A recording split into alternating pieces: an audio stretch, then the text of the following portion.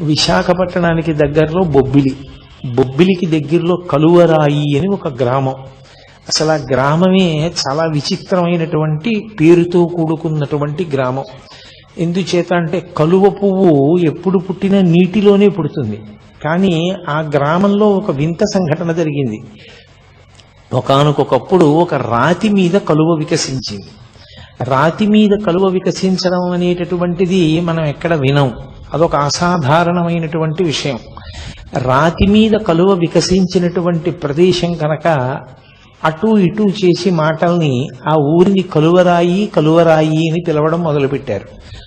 ఆ కలువరాయి గ్రామంలో ఉన్నటువంటి గడపలే చాలా తక్కువ.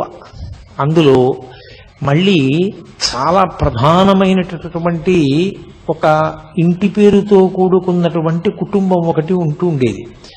ఆ ఇంటి పేరు చాలా చోట్ల ఉంది, అయ్యల సోమయాజులు అని. కానీ నాబాబు అన్నది ముందు చేరినటువంటి కుటుంబం. ఆ కుటుంబం నాబాబు అయ్యల సోమయాజుల అని. నాబాబు బిరుదునామం, అది అన్ని కుటుంబాలకి లేదు. అటువంటి బిరుదునామంతో కూడుకున్నటువంటి ఆ కుటుంబంలో ఒక తరం దగ్గరికి వచ్చేటప్పటికీ నరసింహశాస్త్రి గారని సద్బ్రాహ్మణుడు. ఆయన ఆయుర్వేద శాస్త్రంలోనూ జ్యోతిష శాస్త్రంలోనూ దిట్ట. ఈ రెండు శాస్త్రాలు, మంత్రశాస్త్రం ఇవి ఉన్నాయనుకోండి, సాధారణంగా విశేషమైన పలుకుబడి ఉంటుంది లోకంలో. ఎందుచేత అంటే ఒకటి ఆయుర్వేద శాస్త్రం చేతిలో ఉంటే అంతకు మించిన వైద్యుడు ఎవరు ఉంటారు? ఈ రోజుల్లో ఉన్నట్లుగా అల్లోపతి డాక్టర్లు అంతమంది ఉండేవారు కాదు. కాబట్టి ఆయుర్వేదంలో నిష్ణాతుడై ఉంటే లోకంలో అందరికీ సుపరిచితుడవుతాడు. ఇక రెండవది జ్యోతిష శాస్త్ర ప్రవేశం కలిగి ఉండడం అనేటటువంటిది అందరికీ అవసరాలు తీరుస్తూ ఉంటుంది. ఇంట్లో ఓ పెళ్లి జరగాలన్నా, ఓ ముచ్చట జరగాలన్నా, ఓ వేడుక జరగాలన్నా ప్రతిదానికి శుభాశుభములను నిర్ణయించగలగడం, ఓ సుముహూర్త నిర్ణయం చేస్తూ ఉండడం, ఏ కార్యక్రమం చేసుకుంటే ఇబ్బందులు తొలగుతాయో చెప్పగలగడం, జాతకాన్ని పరిశీలనం చేయడం, ఇవన్నీ చేస్తుంటారు. కాబట్టి లబ్ధ ప్రతిష్ఠులవుతారు. దానికి తోడు ఆయన గొప్ప మంత్రశాస్త్రవేత్త. అనేక మంత్రములను ఉపదేశం పొందాడు ఆయన. పొంది ఆ మంత్రములన్నిటినీ చాలా నిష్ఠతో ఆయన ప్రతిరోజు కూడా జపం చేస్తూ ఉండేవాడు. ఆయన స్వయంగా విఘ్నేశ్వర భక్తుడు. వినాయకుడంటే చాలా విశేషమైన ప్రీతి. అందున ఆయనకి ఇష్టదైవం డుంఠి గణపతి. డుంఠి గణపతి అంటే కాశీపట్టణంలో ఉంటారు. కంఠం మీద చంద్రవంక ఉంటుంది అని. ఆ చంద్రవంక ఉన్నటువంటి గణపతి డుంఠి గణపతి అని శ్రీనాథుడు వర్ణన చేశాడు. ఆ భీమఖండంలోనూ కాశీఖండంలోనూ కూడా వర్ణిస్తాడు. అందుకని అటువంటి డుంఠి గణపతి స్వరూపం అంటే ఆయనకి బహుధా ప్రీతి. ఆయనకి భార్య నరసమాంబ. ఆ తల్లి ఆయనకి తగినటువంటి ఇల్లాలు, అపారమైనటువంటి భక్తి తత్పరురాలు. ఆవిడ పతిసేవాపరాయణ, ఎప్పుడూ భర్తని సేవిస్తూ ఉండేది. వాళ్ళిద్దరికీ ఒక కుమారుడు జన్మించాడు. ఆవిడికి సూర్యనారాయణమూర్తి ఇష్టదైవం. ఆవిడ సూర్యనారాయణమూర్తిని ఉపాసన చేసేది. ఆ పుట్టినటువంటి కొడుక్కి భీమశాస్త్రి అని పేరు పెట్టారు. ఆ పిల్లవాడు పెరిగి పెద్దవాడు అవుతున్నాడు. వాడు చిన్న వయస్సులో ఉండగా అకస్మాత్తుగా అనారోగ్యం ఏర్పడింది. సాధారణంగా లోకంలో ప్రఖ్యాతి ఏమనుంది అంటే ఆరోగ్యం భాస్కరాదిచ్చేత్ అని. ఆరోగ్యమునిచ్చేటటువంటి వాడు సూర్య భగవానుడు అని. పైగా ఆయుర్వేద శాస్త్రం తెలిసినటువంటి వాడు భర్త. ఆ వ్యాధికి ఆయన వైద్యం చేస్తున్నప్పటికీ అతను ప్రాణాంతకమైనటువంటి స్థితిని చేరిపోయాడు. ఇక పిల్లవాడు బ్రతకడు అన్నారు. నిజంగా స్థితిని చేరాడు. ఆ పిల్లవాడు ఎగబూపిరి వచ్చేసింది. ఆ సమయంలో ఆవిడికి దేవతల మీద ఉన్న నమ్మకం అటువంటిది. ఆవిడ సూర్యనారాయణమూర్తికి మొక్కింది, నా కొడుక్కి ఆరోగ్యం ఇవ్వగలిగినటువంటి వాడివి నువ్వు తప్ప వేరొకరు లేరు, నేను నిన్ను నమ్మి ఉన్నాను, కాబట్టి నువ్వే నా కొడుకుని బతికించవలసింది అని కొద్దిగా అక్షతలు, ఒక పసుపు కొమ్ము, ఓ డబ్బు మూట కట్టి మీదు కట్టారంటారు. మీదు కట్టి ఎవరికో ఇచ్చి అరసవెల్లి పంపింది. నా కొడుకు బ్రతికితే నా కొడుకుని తీసుకుని నీ అరసవెల్లి క్షేత్రానికి వచ్చి తలనీలాలిస్తాను. ఆమె యొక్క నిశ్చలమైన భక్తికి సూర్యనారాయణమూర్తి అనుగ్రహించాడు. అసలు మీకు చాలా ఆశ్చర్యం ఏమిటంటే ఈ కంటితో చూడ్డానికి వీలైనటువంటి పరబ్రహ్మస్వరూపము సూర్యనారాయణమూర్తి ఒక్కడే. సూర్యనారాయణమూర్తి చేత రక్షింపబడనటువంటి పౌరాణికమైన విశిష్టమైన వ్యక్తులు లేరు. మహాభారతంలో ద్రౌపదీదేవి రక్షింపబడింది అంటే సూర్యనారాయణమూర్తి వల్లే. విరాట పర్వంలో సూర్యనారాయణమూర్తి కృచ్చిని పంపాడు కాబట్టి ఆమెని ఆవహించి కీచకుణ్ణి తోసేసి పడిపోయేటట్టుగా చేశాడు.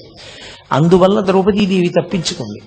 సరే, శ్రీరామచంద్ర ప్రభువు ఆదిత్య హృదయాన్ని ఉపదేశం పొంది అగస్త్య భగవానుడి దగ్గర ఆయన ఆ మంత్రజపం చేత రావణాసురుణ్ణి సంహరించగలిగారు అన్నది జగద్విదితం.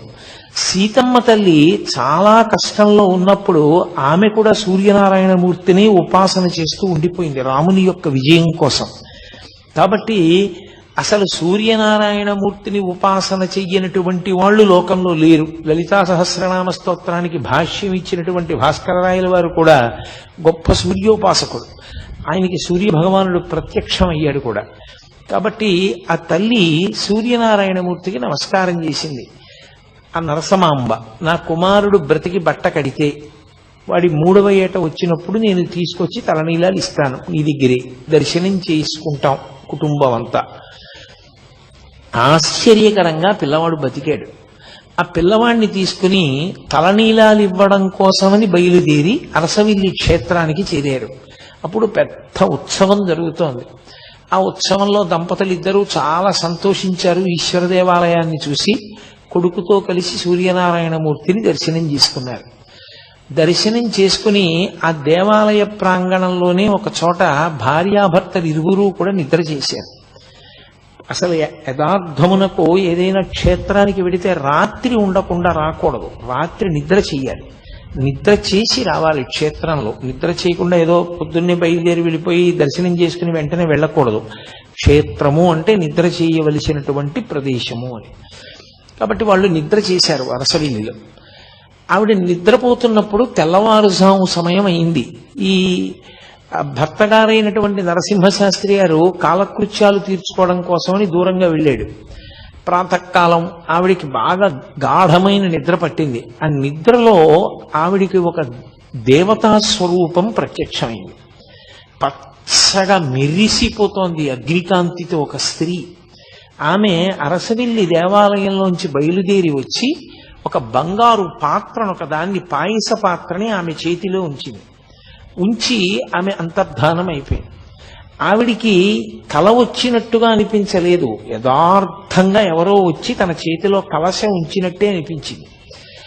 ఆవిడ నిద్ర లేచిన తర్వాత నరసింహశాస్త్రి గారు తిరిగి వచ్చి విచారణ చేస్తే ఆమె తన స్వప్న వృత్తాంతాన్ని చెప్పింది. ఆయన స్వప్న శాస్త్రం కూడా తెలుసున్నవాడు. అందుకని ఆయన అన్నాడు, సాధారణంగా ఇలాంటి కల వస్తే ఆమె గర్భిణి అవుతుంది. గర్భచిహ్నములు కనపడితే నీ కడుపున పుట్టబోయేటటువంటి పిల్లవాడు దైవాంశ సంభూతుడవుతాడు. నీకు కనపడినటువంటి స్వరూపాన్ని హిరణ్మయి అని పిలుస్తారు. ఆ హిరణ్మయి స్వరూపం సూర్యనారాయణమూర్తి యొక్క తేజోమండలం నుంచి వచ్చినటువంటి అగ్నిస్వరూపం.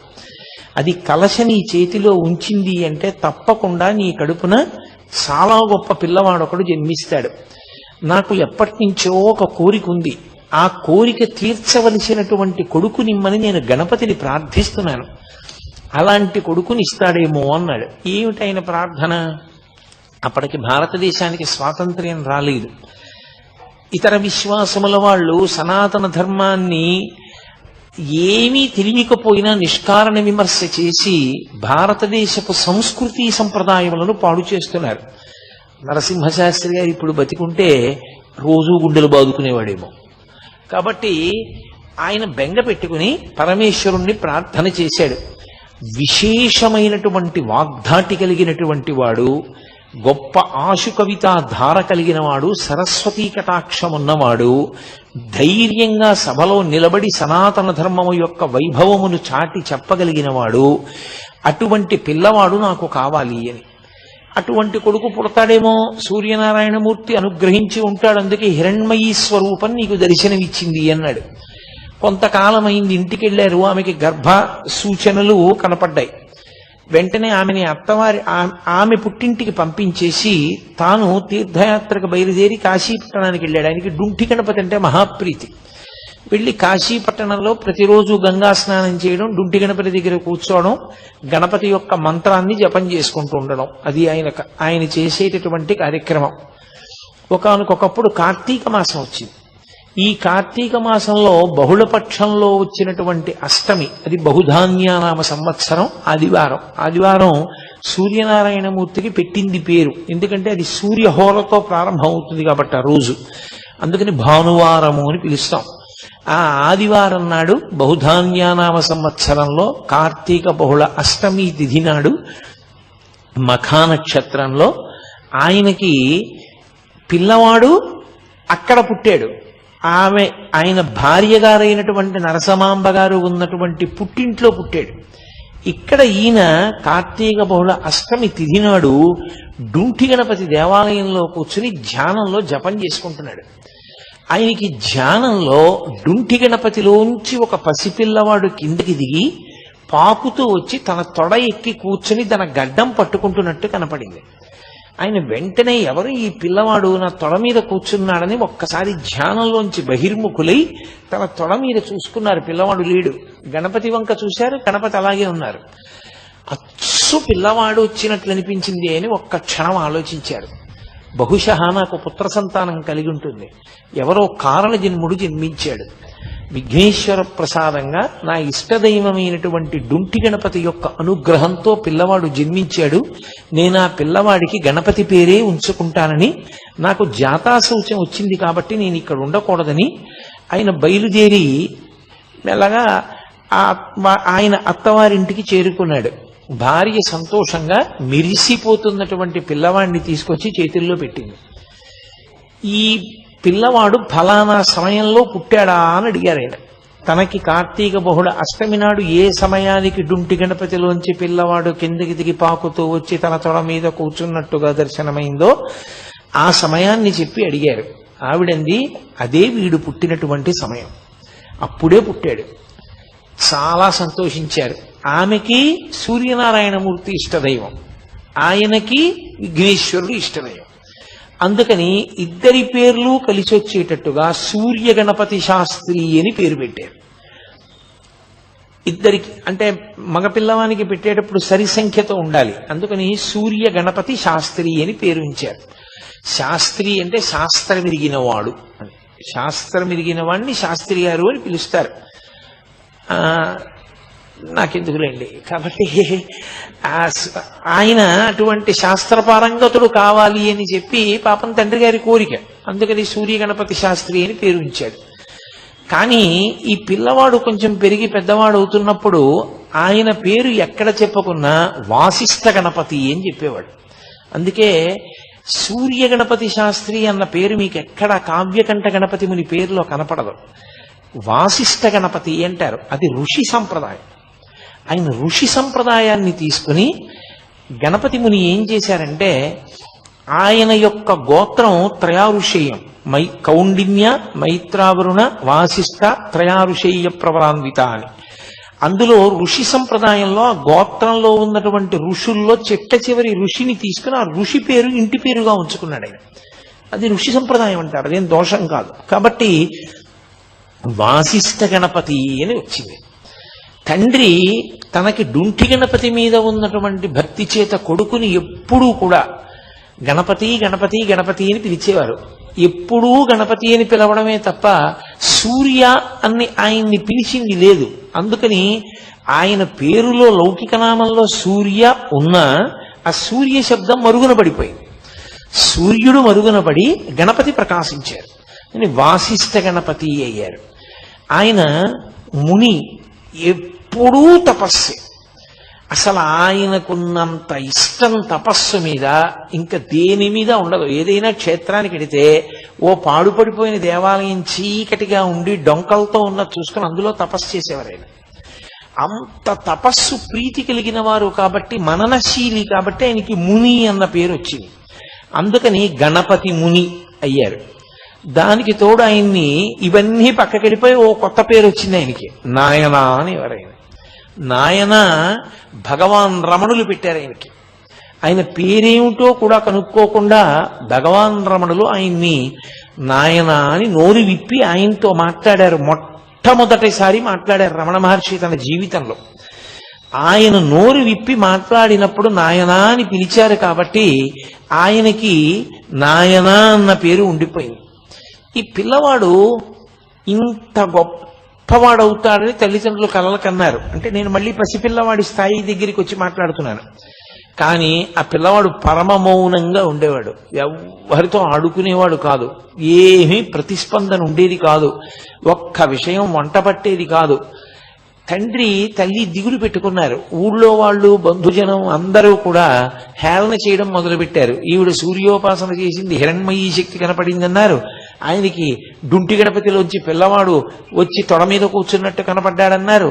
వీడు చూస్తే ఇంత బలహీనుడు, అనారోగ్యం, మూర్ఛ, ప్లీహ వ్యాధి, ఇన్ని వ్యాధులతో కొడుకుని ఏమీ మాట్లాడకుండా జడుడులా ఉన్న పిల్లవాడు పుట్టాడని అందరూ నవ్వుతున్నారు.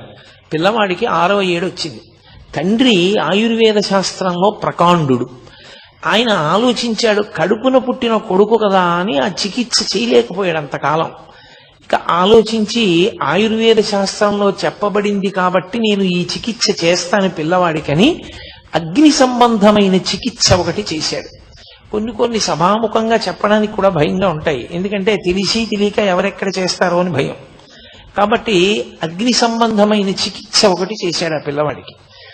అది చేసి చెయ్యగానే పెద్ద ప్రవాహానికి అడ్డు తీసేసినట్టుగా వచ్చేసింది ఆయనలో శక్తి.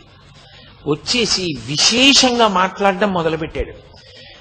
అపారమైనటువంటి కవితాధార. చాలా చిన్న వయస్సులో 7-8 సంవత్సరాలు వచ్చేటప్పటికే సంస్కృత భాష కరతలామలకమైంది. ఆయన 10వ ఏటలోనే పాండవ ధార్తరాష్ట్ర సంభవము అనబడేటటువంటి అద్భుతమైనటువంటి గ్రంథాన్ని రచించాడు. ఆ పిల్లవాడు ఎన్ని మంత్రాలు తండ్రి దగ్గర ఉపదేశం పొందాడు. తల్లిగారి దగ్గర సూర్యనారాయణమూర్తి యొక్క ఉపాసన, భక్తి అంతటినీ పుణికి పుచ్చుకున్నాడు. అన్నిటినీ మించి అంత చిన్న పిల్లవాడిని పంచాంగం ఎలా గుణిస్తారో నేర్పడానికి తండ్రి పంపించాడు. 4 రోజులు వెళ్ళి పంచాంగం ఎలా గుణిస్తారో నేర్చేసుకుని పంచాంగం మీద కాల గణనానికి సంబంధించిన శాస్త్రం చదివి పంచాంగ గణనం చేసే శాస్త్రి గారికి ఇలా చేస్తే బాగుంటుందనో కొత్త పద్ధతిని నేర్పాడు ఆయన. అంతటి ఏకసంతాగ్రాహి. దానికి తోడు అపారమైనటువంటి శారదా కటాక్షం. దేని మీదైనా సరే ఆయన ఆసువుగా అద్భుతమైనటువంటి సంస్కృత శ్లోకాల్ని అసలు అదొక పెద్ద వర్షమే అలా వర్షించేవారు. దానికి తోడు జ్యోతిష శాస్త్రమనందు ప్రకాండు. అంత గొప్ప శక్తిని పొందాడు. ఆయనకి ఒక చెల్లెలు అన్నపూర్ణ, ఓ తమ్ముడు శివరామశాస్త్రి పుట్టారు. పుట్టిన తర్వాత కొంతకాలానికి ఈవిడ విశాలాక్ష మహాతల్లి నరసమాంబ గారు తల్లిగారు మళ్లీ గర్భం ధరించారు. లోపల కవల పిల్లలు ఉన్నారు అన్నారు. ఇంకొక గంటలో పురుడు వస్తుంది. పెద్ద కొడుకు ఈయన ఆ పెద్ద కొడుకు పాప భీమశాస్త్రి బతికాడు. ఈయన రెండో కొడుకు. ఈ రెండో కొడుకు వీధిలో కూర్చుని ఉన్నాడు కుర్చీలో, ఇంకా చిన్నపిల్లవాడు. ఆవిడ ఎందుకో వచ్చి ఆ కొడుకుని అడిగారు, నాయన ఇంకొక గంటలో పురుడు వచ్చేటటువంటి స్త్రీకి పుట్టే పిల్లలు ఆమె ఎలా ఉంటారు అని అడిగారు. ఆయన దగ్గర పుస్తకం అవి ఏం లేవు, ఆయన కూర్చుని ఉన్నారు ఇలా. ఆయన అన్నారా, ఆవిడ బతకదమ్మా, ఆవిడ పిల్లలు కూడా చచ్చిపోతారు అన్నారు. అది పినతండ్రి గారు విన్నాడు. ఒరే వీడు ఇలా చెప్పాడు రా, ఆవిడ అడుగుతున్నదేమో సొంత తల్లి అడిగింది, వీడు అమ్మకి పురుటి సమయం ఆసన్నమైందని తెలిసే చెప్పాడా తెలియక చెప్పాడా? వీడి చేతిలో పంచాంగం లేదు, వీడేమి గణన చేయలేదు, ఎలా చెప్పాడు ఒక గంటలో కానీ పురుడు వస్తే తల్లి పిల్లలు కూడా చనిపోతారని? అని ఏదో పిల్లాడు, పెద్ద దానికి పట్టించుకోవాల్సిన విషయం ఏముందని వదిలేశాడు ఆయన. ఆయన ఒక్కడే విన్నాడు ఆ మాట. ఆవిడ వెనక్కి తిరిగి వెళ్ళిపోతూ గొనుక్కుంది. పోనీలే నాయన, నేను పిల్లలు అలాగే చచ్చిపోతే నోటి మాట అంత శక్తివంతమైన మహాపురుషుడి యొక్క తల్లినయ్యి ఉంటాను కదా అంటూ వెళ్ళింది. ఖచ్చితంగా గంట తర్వాత పురుడు వచ్చింది. ఆవిడ ఇద్దరు పిల్లలు చనిపోయారు. చనిపోగానే ఆ పినతండ్రి గారి ఈ వార్త అందరికీ చెప్పాడు. వీడు పంచాంగం చేత్తో పుచ్చుకోకుండా కన్న తల్లి వచ్చి అడిగితే గంట తర్వాత పురుడు వస్తే తల్లి పిల్లలు ఉండరమ్మా అన్నాడు. పంచాంగం లేకుండా చెప్పాడు, వీడి మాట నిజమైంది. కాబట్టి వీడు సత్యవాక్ దురంధరుడు. వీడి నోటి వెంట ఏదైనా మాట వచ్చిందా అయిపోతుంది. కాబట్టి వీడితో చాలా జాగ్రత్తగా ఉండాలి. వీడి నోటంటే చెడు మాట వచ్చినా ప్రమాదమేనది. ఊరు వాడ అందరూ బంధుజనులు ఏమని పిలిచేవారంటే, మాట చేత తల్లిని చంపుకున్న దుర్మార్గుడు అంటుండేవారు. ఆయన దానివల్ల 3 నెలలు మాట్లాడడం మానేశారు. ఆ తర్వాత తండ్రి గారు క్షేత్ర పర్యటనల గురించి, ఇతర విషయాల గురించి, భక్తి గురించి అదే పనిగా మాట్లాడుతుండేవారు. మాట్లాడతాడేమో పిల్లాడు చూద్దామని. ఎట్టకేలకి 3 నెలల తర్వాత ఆయన మళ్ళీ మాట్లాడడం మొదలుపెట్టారు. ఆయనది విశేషమైన సరస్వతీ కటాక్షం. గణపతి యొక్క అంశ చేత జన్మించినటువంటి మహానుభావుడు.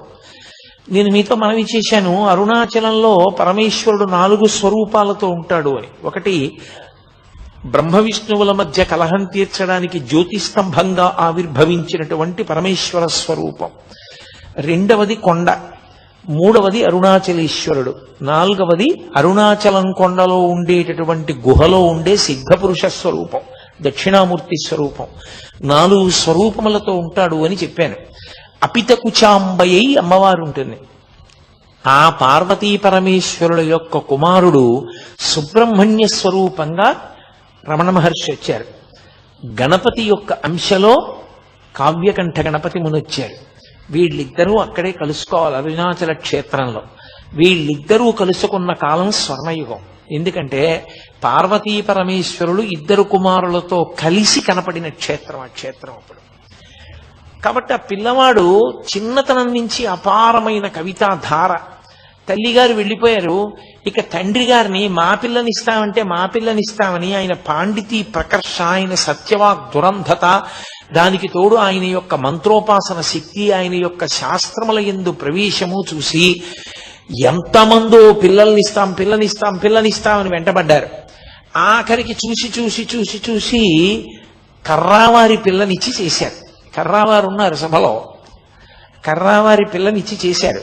ఆమె పేరు విశాలాక్షి, బహుగడుసరి. ఆమె భర్తకి తగిన ఇల్లాలు, మహాపతివ్రత, ఆయన్ని అనుగమించేది ప్రతి విషయంలో. కానీ గడుసుతనంలో భర్త ఎంత గడుసువాడో, ఎంత సరస్వతీ కటాక్షం ఉన్నవాడో ఆమె కూడా అంత గడసరి.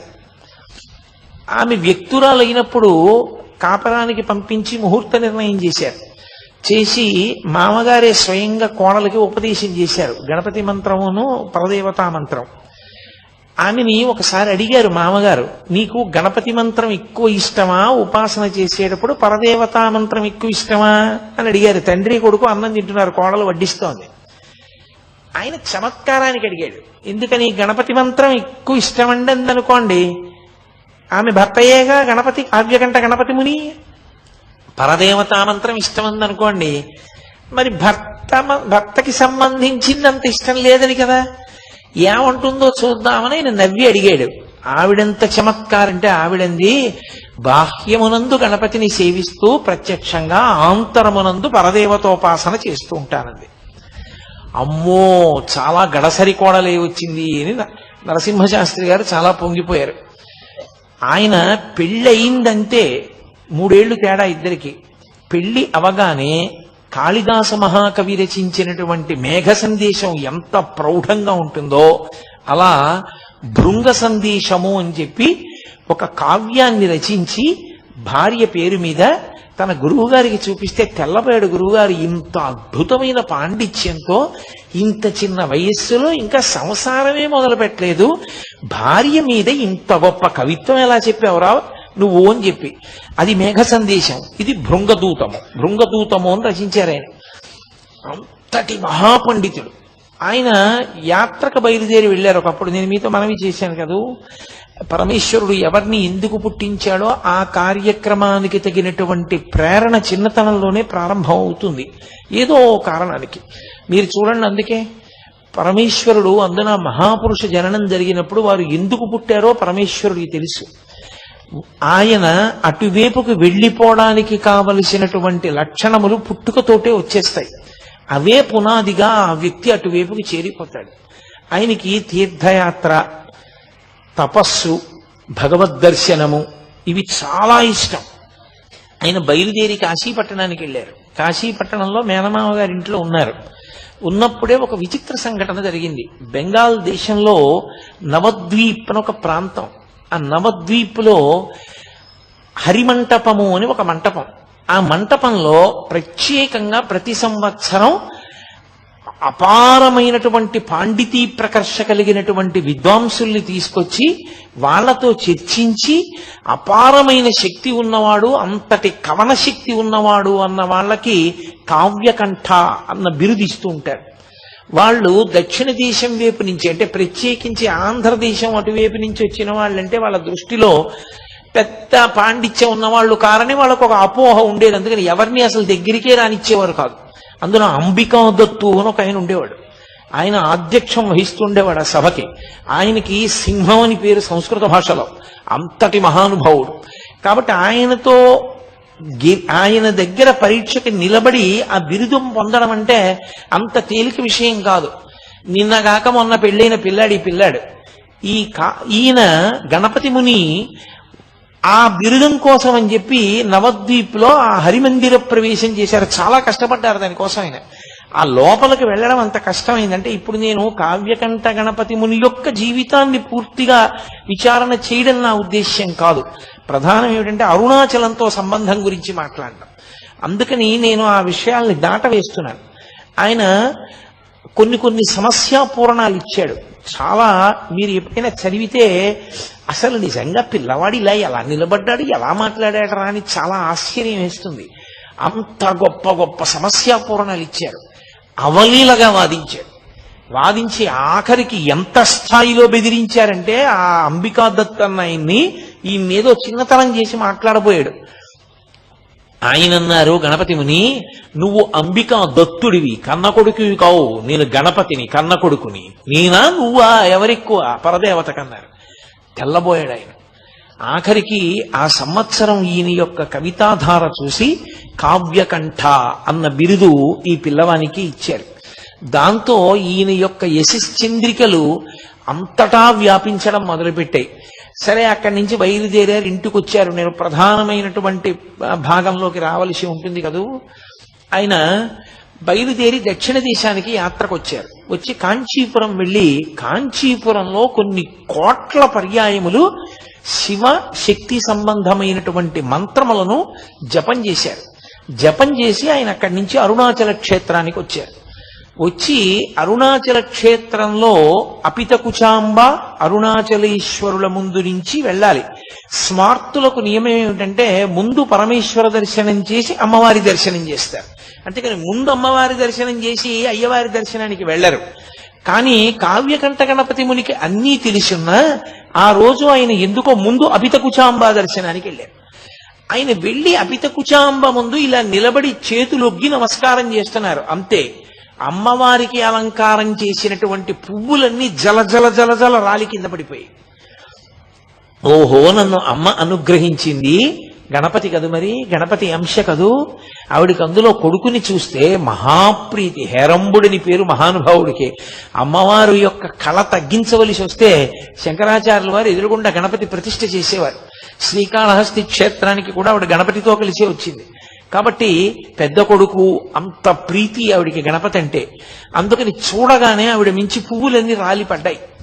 చాలా సంతోషించారు ఆయన. అమ్మ అనుగ్రహం కలిగింది అనుకున్నారు. ఆయనతో పాటు తమ్ముడు శివరామ శాస్త్రి కూడా వచ్చాడు. వచ్చి ఆయన అరుణాచలేశ్వర దర్శనానికి వెళ్ళారు. అప్పటి వరకు తీర్థయాత్రలలో ఎన్నో దేవాలయాలకు వెళ్ళారు, ఎన్నో దర్శనాలు చేశారు. కానీ అరుణాచలేశ్వరుడి ముందు ఇలా నిలబడేటప్పటికీ ఆయన ఒంట్లో పులకాంకురాలు వచ్చి వెన్నుపాములో ఏదో విద్యుత్తు ప్రవహించినట్టుగా ఈయనతో నాకేదో గొప్ప అనుబంధం ఉంది, తండ్రి నన్ను పిలుస్తున్నావా అన్నారు. ఎంత పారవస్యానికి లోనై బయటికి వచ్చారు. వచ్చి దుర్గమ్మ దర్శనానికి వెడదామని వెడుతున్నారు. తమ్ముడు, అన్నయ్య నాకు ఆకలేస్తోంది, అరటిపండు కొనుక్కుంటాను, ఓ డబ్బు ఇయ్యమన్నాడు. సరే ఏదో ఇచ్చారు. ఆయన 8 అరటిపళ్ళు కొనుక్కు తిన్నాడు. అయినా ఆయన ఆకలి తీరలేదు. కాసేపు అయ్యేటప్పటికి మళ్ళీ డబ్బడికి మళ్ళీ 8 అరటిపళ్ళు తిన్నాడు.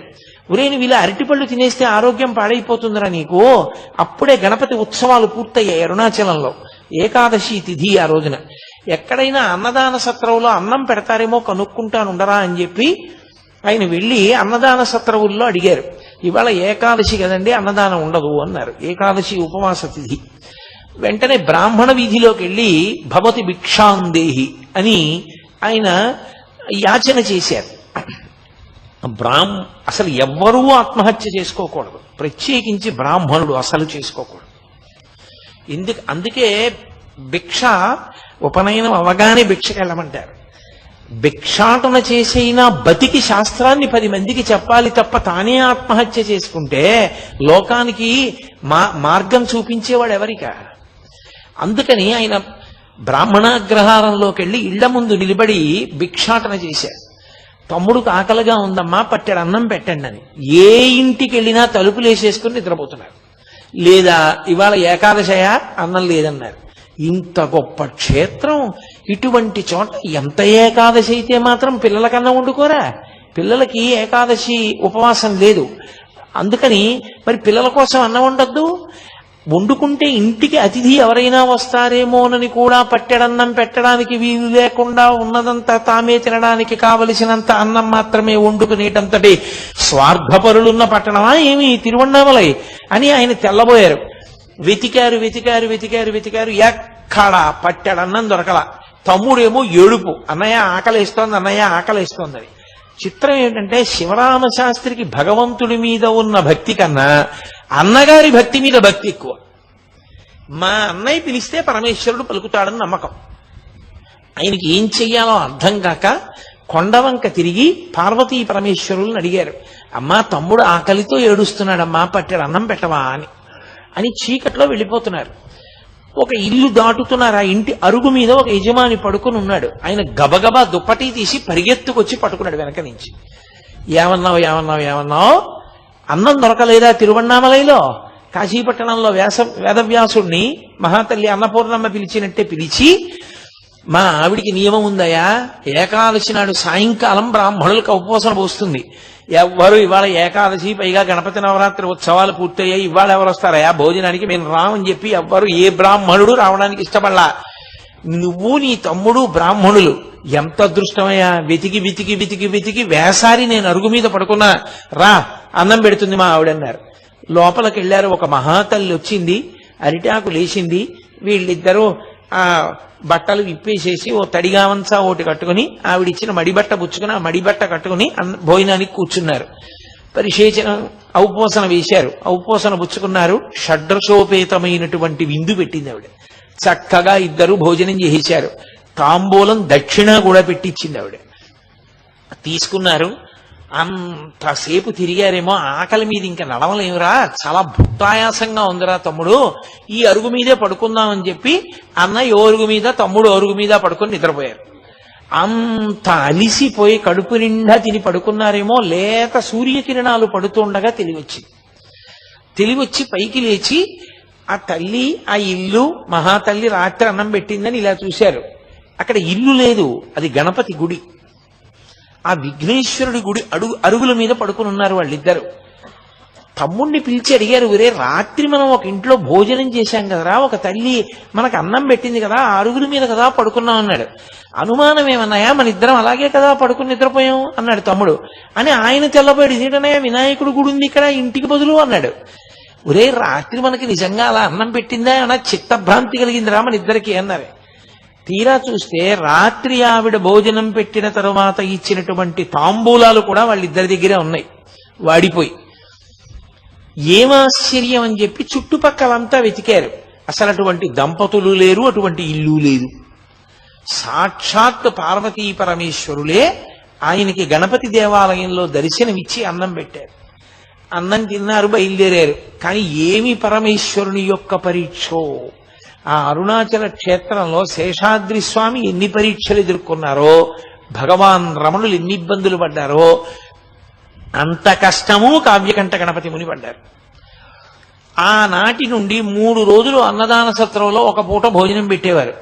రాత్రి అయ్యేసరికి ఏదో కాస్త మంచినీళ్లు తాగడమో కాస్త మజ్జిగ తాగడమో చేసి పడుకునేవారు అన్నదమ్ములు ఇద్దరు. ఎక్కడ అన్నం దొరికేది కాదు. 3 రోజులు అయిపోయిన తర్వాత అన్నదాన సత్రంలో 3 రోజుల కన్నా పెట్టం, వెళ్ళిపోమన్నారు. బయటికి వచ్చి ఎక్కడ భిక్షాటన చేసిన వారం చెప్పుకున్న ఒక్క పూట భోజనం తప్ప కడుపు నిండా 2 పూట్ల అన్నం తినడానికి కావలసినది ఏ ఒక్క రోజు లభించలేదు. ఈ తమ్ముడేమో ఆకలితో ఏడుపు. ఈ బాధ పడలేక ప్రతిరోజు ఆయన ఒక శ్లోకం రాసి హరసహస్ర రచన చేస్తాను అని ఒక శ్లోకాన్ని రచించడం, అరుణాచలం దేవాలయంలోకి వెళ్ళడం, అరుణాచలేశ్వరుడు ముందు నిలబడ్డం, ఏడుస్తూ అన్నం పెట్టమని ఆయన్ని స్తోత్రం చేయడం, చుట్టూ ఉన్న వాళ్ళందరూ వినేవారు. ఇతనెవరో భలే సంస్కృతంలో చెప్తున్నాడు రా పద్యాలు, కాబట్టి ఈ శ్లోకాలు విందామని రోజు ఆయన ఏడుస్తూ అన్నం కోసం శ్లోకం చెప్పే వాళ్ళకి జనం చేరేవారు. చక్కగా శ్లోకం వినేవారు. ఆయన ఏడుస్తూ అన్నం అడగడం, ఆయన బాధ చెప్పుకోవడం వినేవారు. శ్లోకం బాగుందని వెళ్ళిపోయేవారు. అన్నం మాత్రం ఎవరు పెట్టేవారు కాదు. ఏమిటి పరీక్ష అనుకున్నారు. అలా 1000 శ్లోకాలు అయిపోయాయి. ఆ 1000 శ్లోకాలు అయిపోయిన తర్వాత ఆయన అరుణాచలేశ్వరుడి ముందు చెప్పారు, రేపు సాయంకాలం నేను 1000 శ్లోకాలు నీ ముందు చదువుతాను, అప్పుడైనా అన్నం పెడతావా అన్నారు. అని ఆ మరునాటి సాయంకాలం ఆయన అరుణాచలేశ్వరుడి ముందు నిలబడి 1000 శ్లోకాలు చదువుతారని తెలిసి ఎంతమంది జనం చుట్టుపక్కల ఊళ్ళ నుంచి కూడా వచ్చి అరుణాచలేశ్వరుడి దేవాలయ ప్రాంగణం అంతా నిండిపోయింది ఆ శ్లోకాలు వినడానికి. ఉద్దండ సంస్కృత పండితులతో సహా వచ్చారు. అందులో భగవాన్ రమణులు, శేషాద్రి కూడా వచ్చారు. శేషాద్రి స్వామి, భగవాన్ రమణులు ఇద్దరు వచ్చి ఇద్దరు చెరో మూల నక్కి కూర్చుని వింటున్నారు. కానీ పరమ ఆకలితో నీరసించిపోయి బాధతో ఉండి శ్లోకాలు చెప్తున్నారేమో కావ్యకంఠ గణపతి ముని గమనించలేదు. ఆయన 1000 శ్లోకాలు చెప్పి వలవల ఏడ్చేశారు అన్నం కోసం. అప్పటి వరకు మాట్లాడని వారు ఒక్కసారి ఆ ఊళ్ళో ఐశ్వర్యవంతులందరూ ముందుకొచ్చి, మేము సిగ్గుపడుతున్నాం, ఇన్ని శ్లోకాలు రచన చేస్తే, హరసహస్రం చేస్తే తప్ప ఎవ్వరూ అన్నం పెట్టలేదా మీకు? అన్నం పెట్టడం కాదు, మీలాంటి మహాపండితుడు అరుణాచల క్షేత్రాన్ని విడిచిపెట్టి వెళ్ళిపోవడానికి వీల్లేదు. అందుకే మీకు ఇక్కడ సంస్కృత పాఠశాలలో అధ్యాపకుడిగా ఉద్యోగం ఇస్తున్నా అన్నారు. చాలా సంతోషం అన్నారు. సంస్కృత పాఠశాలలో అధ్యాపకుడిగా చేరారు. చిత్రం ఏమిటంటే వాళ్ళు నియమం పెట్టారు, మీరు తమిళ భాషలో చెప్పాలి, సంస్కృతంలో ఉన్న విషయాల్ని తమిళ భాషలో చెప్పాలి. కాబట్టి తమిళ భాషలో అనర్గళంగా మాట్లాడడం మీకు రావాలి అన్నారు. ఆయన అన్నారు, నాకు ఉద్యోగం ఇచ్చేసేయండి, నేను ముందు పాఠాలు చెప్పడం మొదలు పెడతాను, 10 రోజులు సమయం ఇవ్వండి, 10 రోజుల సమయంలో అనర్గళమైనటువంటి తమిళ భాషలో మాట్లాడి పిల్లలకు పాఠం చెప్తానన్నారు. అప్పటికి ఆయనకు ఒక ముక్క రాదు అందులో తమిళంలో. సరే చూద్దాం ఇంత గొప్ప కవి ఏమవుతుందో అని ఉద్యోగం ఇచ్చారు. 11వ రోజున ఆ కళాశాల ప్రధానోపాధ్యాయుడు అటుగా వస్తూ ఈయన 11వ రోజు వచ్చింది కదా ఏం చెప్తున్నాడని చూశారు. ఆయన మాట్లాడుతున్నటువంటి తమిళ భాష చూసి ఆయన తెల్లబోయారు, ఇంత గొప్ప తమిళం మనకు కూడా రాదు, 10 రోజుల్లో ఎక్కడ నేర్చుకున్నాడు రాని. అంతటి సరస్వతీ కటాక్షం. సరే సంస్కృత పాఠశాలలో చేరారు. విశాలాక్షమ్మ గారు కూడా కాపురానికి వచ్చారు.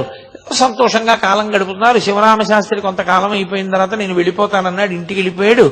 నడుస్తుండగా అకస్మాత్తుగా ఆయనకు ఒక అనుమానం వచ్చి, ఏమిట్రా ఇలా ఎన్నాళ్ళు కూర్చుని ఎందుకు ఆ పాఠం చెప్పుకోవడం ఏమిటి, ఇంటికి రావడం ఏమిటి, పండితులందరూ చుట్టూ చేరడం ఏమిటి, వీళ్ళతో కావ్యగోష్ఠి ఏమిటి, అసలు నేను తపస్సు చేసి ఎన్నాళ్ళయింది, ఇలా కాదు, నాకు ఈ కావ్యాది విషయాల్లో ప్రవేశం ఉంది కానీ స్వరంతో నేను వేదం నేర్చుకోలేదు, కాబట్టి నేను వేదం నేర్చుకుంటానని ఒక వేద పాఠశాలలో చేరారు. చేరి ఆ వేద పాఠశాలలో వేదాలన్నీ నేర్పేటటువంటి ఒక అధ్యాపకుడు ఉండేవారు. అనతి కాలంలో కొద్ది రోజుల్లోనే స్వరంతో వేదమంత్రాలన్నీ వచ్చేసాయి ఆయనకి. వచ్చేసి ఆయన సాయణాచార్యుల వారు చేసినటువంటి వేద భాష్యాలన్నీ చదివేసి వేదం నేర్పిన గురువు గారికి కొద్ది రోజుల్లోనే వేదమంత్రాలకి భాష్యం కూడా నేర్పారు.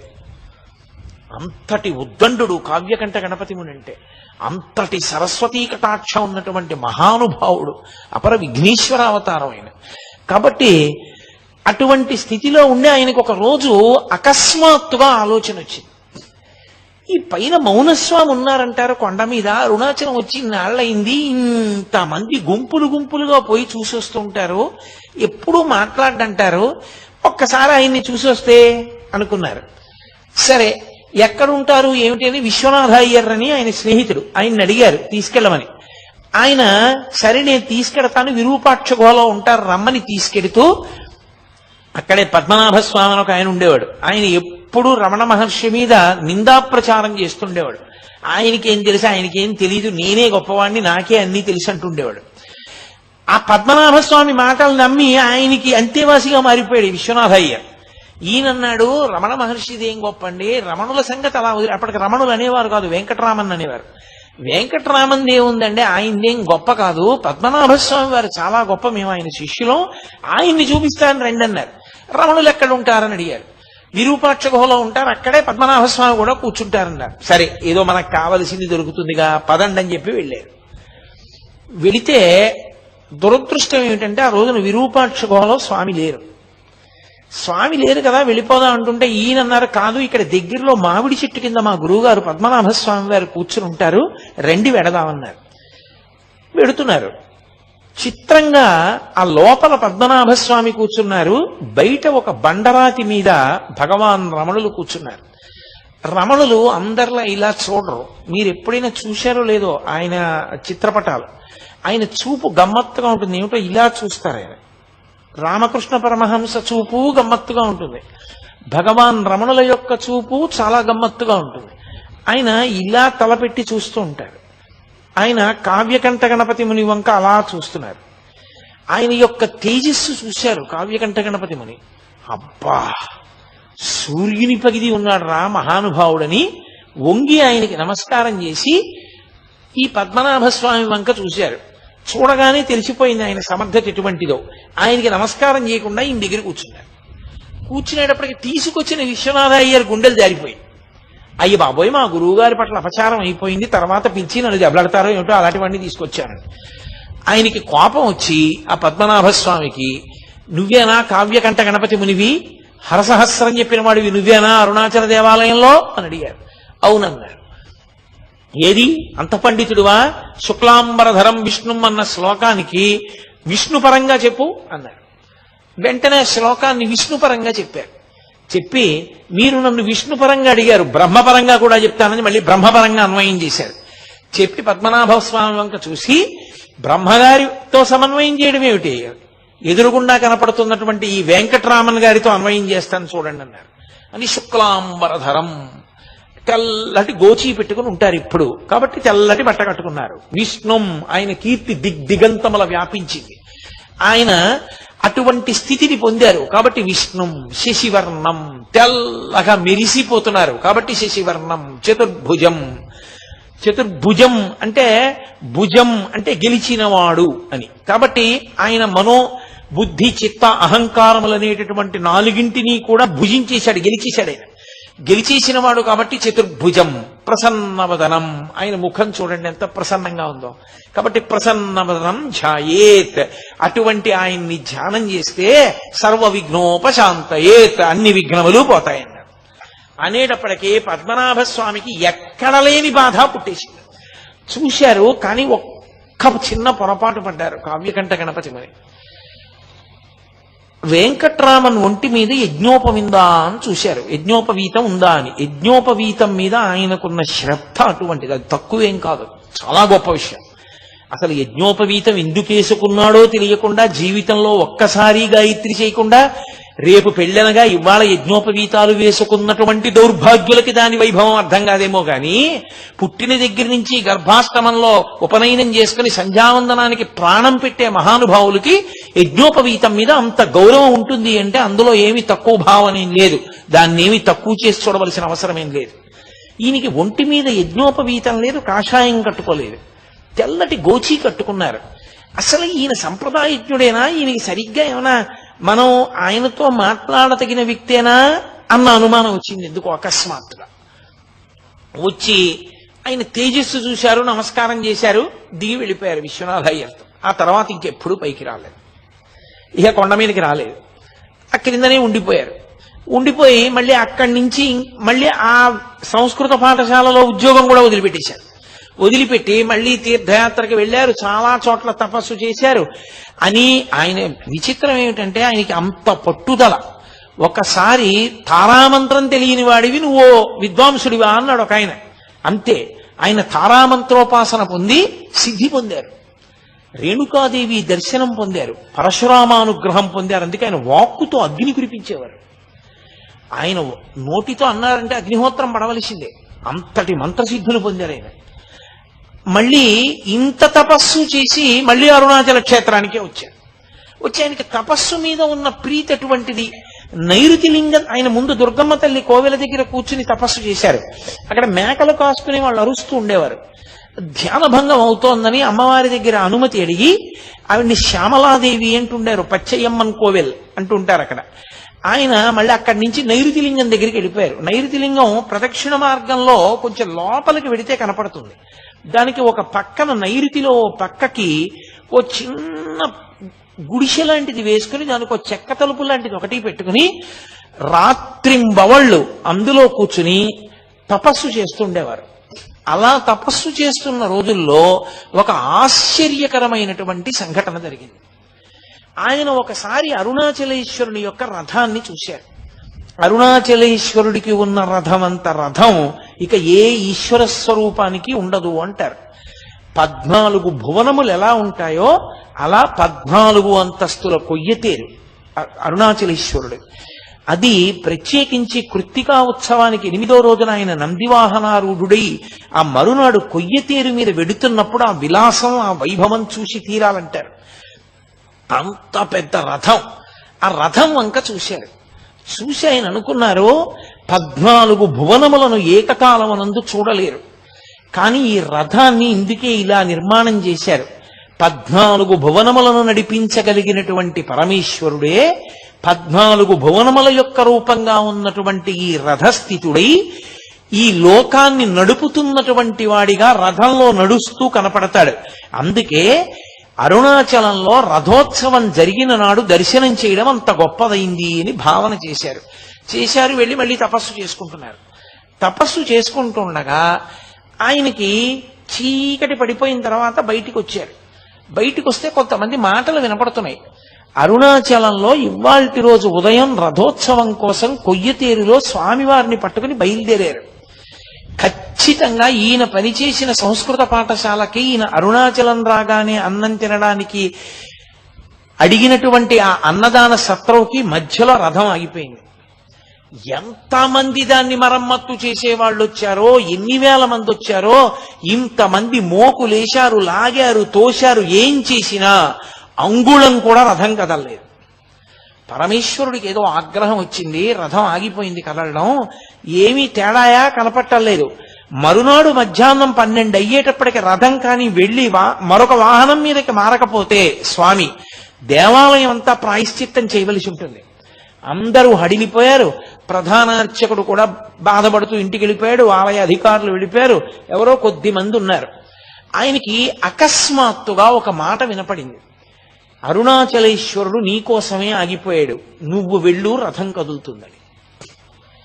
ఇది నిజమా? నాకు ఈ మాట వినపడిందా అని ఆయన ఆశ్చర్యపోతున్నారు. మళ్ళీ వినపడింది, చెవులో ఎవరో చెప్పినట్టు. సరేనని బయలుదేరి రథం దగ్గరికి వెళ్ళారు. అప్పటికే బాగా చీకటి పడిపోయింది. రాత్రి చాలా ఆలస్యం అయిపోయింది. ఆయన వెళ్ళి చూసేసరికి 10 మంది రథం చుట్టూ కాపలా ఉన్నారు. ఇప్పుడు రథం కదలడానికి నేను చెయ్యేస్తే కదులుతుందని చెప్తే డాంబికంగా ఉంటుంది. ఈశ్వర, రేపు ఉదయం వస్తాను, నన్ను మన్నించండి అని వెళ్ళిపోయి మళ్ళీ ధ్యానానికి కూర్చున్నారు. అంతసేపు బడలిపోయి పడుకున్నారు, నిద్రపోయారు. ఈశ్వరుని యొక్క శాసనం, అంత బ్రహ్మముహూర్తంలో లేచేటటువంటి వ్యక్తి ఆ రోజు బాగా తెల్లవారిపోతే కానీ నిద్ర లేవాల. అంత మెల్లగా లేచి తను ఆ రోజు చెయ్యవలసినటువంటి అనుష్ఠానం చేస్తే తప్ప బయటికి వెళ్ళరు. స్నానం చేసి అనుష్ఠానం అంతా చేసుకునేటప్పటికి 10 అయిపోయింది. మళ్ళీ పరిగెత్తుకుంటూ రథం దగ్గరికి వచ్చారు. వచ్చేటప్పటికి ఇంకా నిపుణుల్ని తీసుకొచ్చారు, ఇంకా జనం వచ్చారు, మోకులేస్తున్నారు, లాగుతున్నారు, తోస్తున్నారు, అంగుళం కదలటం లేదు. ఈయన వాళ్ళందరినీ, మీరు కావ్యకంఠ గణపతి ముని చిత్రపటం చూశారో లేదో, చాలా సన్నగా ఉంటారు. ఆయన వీళ్ళందరినీ తప్పుకొమ్మని ఒక్కసారి దగ్గరికి వెళ్ళారు. వెళ్ళి అరుణాచలేశ్వరుడు ఎదురుగుండా నిలబడి రథంలో, అప్పా మీరు పిలిచారు, వచ్చాను, కాబట్టి ఇప్పుడు మీరు సంతోషంగా బయలుదేరండి, రథం కదలాలి స్వామి అని పక్కకెళ్ళారు. అంతే, రథం కదిలి రథం 12 గంటల లోపల దేవాలయానికి వెళ్ళిపోయింది. ఎవరో కావ్యకంఠ గణపతి మునిట ఇక్కడే సంస్కృత పాఠాలు చెప్పేవారట. ఆయన నైరుతి లింగం దగ్గర తపస్సు చేస్తున్నారట. ఆయన వస్తే రథం కదిలింది. ఏమిటి విచిత్రం అని ఆయన వెంటబడ్డారు జనం. ఆయన ఎవ్వరికీ కనపడకుండా బ్రాహ్మణ వీధిలోకి వెళ్ళిపోయారు. వెళ్ళిపోయి అక్కడ భోజనం చేశారు. విశ్వనాథ అయ్యర్ గారితో కలిసి భోజనం చేశారు. భోజనం చేసి వెంటనే ధ్యానంలోకి వెళ్ళిపోయారు. ఆ ధ్యానంలో ఆయనకు ఒక విషయం కనపడింది. నువ్వు వస్తే తప్ప రథం కదలలేదు అంటే నువ్వు గొప్పవాడివని ప్రకటించడానికి రథం కదలలేదా? నువ్వు పరమభక్తుడివని లోకానికి తిరిగి చెప్పడం ప్రధానమా? లేకపోతే నిన్ను చూడాలని అరుణాచలేశ్వరుడు కదలలేదా? ఎందుకు కదలలేదు రథం? ఎందుకు ఆగిపోయింది? నువ్వు వెళ్ళాక ఎందుకు కదిలింది అని ఆయన ఆ వాగ్రథం కదలాలంటే నువ్వు ఆయన దగ్గరికి వెళ్ళాలి. ఇతపూర్వం నువ్వు పొరపాటు పడ్డావు ఆయన గురించి. ఇప్పుడు నువ్వు ఆయన దగ్గరికి వెళ్ళు. ఆయన దర్శనం చేసి ఆయనకి నమస్కరించు. ఆయన మాట్లాడతారు. ఆయన మాట్లాడగానే నీ రథం కదులుతుంది. ఇన్నాళ్ళు తపస్సు తపస్సు తపస్సు అని తిరుగుతున్నావుగా, ఇప్పుడు అసలు తపస్సు అంటే ఏమిటో తెలిసి నీలోని రథం కదిలి అద్భుతమైనటువంటి కవనము, లోకాన్ని ఉద్ధరించగలిగినటువంటి స్తోత్రాలు, మంత్ర సంబంధమైనవి నీ నుండి జాలువారతాయి. ఈ రెండు రథములు కదపడానికే నా రథాన్ని ఆపి పిలిచాను, ఎక్కుకొండ అనిపించింది. ఆయన వెంటనే లోపలికెళ్ళి ఇక విశ్వనాథ అయ్యర్ని కూడా పిలవాల. మంచి ఎండాకాలం గబగబా ఉత్తరీయం తీసి భుజం మీద వేసుకుని అరుణాచలం కొండెక్కడం మొదలుపెట్టారు. విరూపాక్ష గుహలో ఉంటారు స్వామి. విరూపాక్ష గుహలోకి వెళ్ళడం అంత తేలిక కాదు. ఆ రోజుల్లో జనం విపరీతంగా వెడుతుండేవారు. అందులో కృత్తికా దీపోత్సవంలో స్వామివారి ఊరిదిగింపు వాహనాల మీద జరుగుతుంటే జరుగుతున్నంతసేపు స్వామి దగ్గర ఉంటారు. అయిపోగానే రమణుల దగ్గర వెళ్ళిపోతారు అందరూ. ఆ విరూపాక్ష గుహ చుట్టూ ఓ తడిక కట్టి తలుపులు పెట్టి తాళం వేసేవాడు పళనిస్వామి. ఆయన ఎందుకో ఆ రోజున తాళం వేయడం మానేసి తలుపులు తెరిచి ఏదో శారీరక అవసరం తీర్చుకోవడానికి వెళ్ళాడు. అసలు ఆయన చుట్టూ చాలా మంది జనం ఉంటారు దర్శనానికి వచ్చి. రమణుల దర్శనం అంత తేలిగ్గా అవదు. కాబట్టి ఎలా అవుతుంది? నాకు ఇలా మాట వినపడింది, మరి నేను వెడుతున్నానే ఆయన దర్శనానికి అనుకుని, సరే నాకు ఏ ఈశ్వరుడు ఇది తోపించాడో ఆయనే నిర్ణయిస్తాడని గబగబ గబగబ పైకెక్కారు. ఏ సంఘటన రమణ మహర్షికి జరిగిందో అదే సంఘటన గణపతి మునికి జరిగింది. రమణ మహర్షి అరుణాచలానికి వచ్చినప్పుడు దేవాలయం తలుపులు తెరిచి ఎవ్వరూ లేకుండా ఎలా ఉందో అలా విరూపాక్ష గుహలో కూర్చోకుండా విరూపాక్ష గుహ నుంచి బయటికి వచ్చి ఒక బండ మీద కూర్చుని ఉన్నారు రమణ మహర్షి. చక్కగా కళ్ళు తెరుచుకొని చూస్తున్నారు. పక్కన ఎప్పుడు నీడలా ఉండే పళనిస్వామి కూడా లేడు. ఒక్క భక్తుడంటే ఒక్క భక్తుడు కూడా లేడు. తడిక తీసేసి తలుపులు తీసేసి ఉన్నాయి. ఏమి ఆశ్చర్యం! గుహలో ఉంటే అంతర్ముఖులై ఉంటారు, పలకరు, మాట్లాడకూడదు. బయటకు వచ్చి బండ మీద కూర్చుని కళ్ళు తెరుచుకుని ఉన్నారే అని గబగబ గబగబా పరిగెత్తారు. పరిగెత్తి ఆయన ముందు పడిపోయి తన కుడి చెయ్యి తీసి ఆయన కుడి పాదం మీద, ఎడం చెయ్యి తీసి ఎడం పాదం మీద వేసి గట్టిగా పట్టుకున్నారు రెండు పాదాలు. పట్టుకుని, అయ్యా తపస్సు అన్న మాటకి అర్థం తెలియకుండా తిరుగుతున్నాను, మీరు దయచేసి దీనుణ్ణి అనుగ్రహించి తపస్సు అంటే ఏమిటో తెలియచేయవలసింది అన్నారు. ఆయన చాలా కాలంగా మాట్లాడకపోవడం వల్ల ఆయన కంఠనాళాల్లోంచి మాట వచ్చేది కాదు. ఆయన తేరిపారి చూసి గుర్తుపట్టారు. దేవాలయంలో హరసహస్రం చదివిన వ్యక్తి ఇతనే. కావ్యకంఠ గణపతి ముని అనేటటువంటి బిరుదుతో కూడిన పేరున్నవాడు ఇతనే. అంతే. యథార్థమునకు పరమేశ్వరుడు విఘ్నేశ్వరుణ్ణి సుబ్రహ్మణ్యుణ్ణి కలిపాడు. అక్కడ అన్న కాళ్ళని తమ్ముడు పట్టుకుంటాడు, ఇక్కడ తమ్ముడు కాళ్ళని అన్న పట్టుకున్నాడు, అంతే తేడా. ఈయన ఎప్పుడైతే కాళ్ళు పట్టుకున్నారో కంఠాన్ని సవరించుకుని రమణులు మొట్టమొదటిసారి నోరు విప్పారు.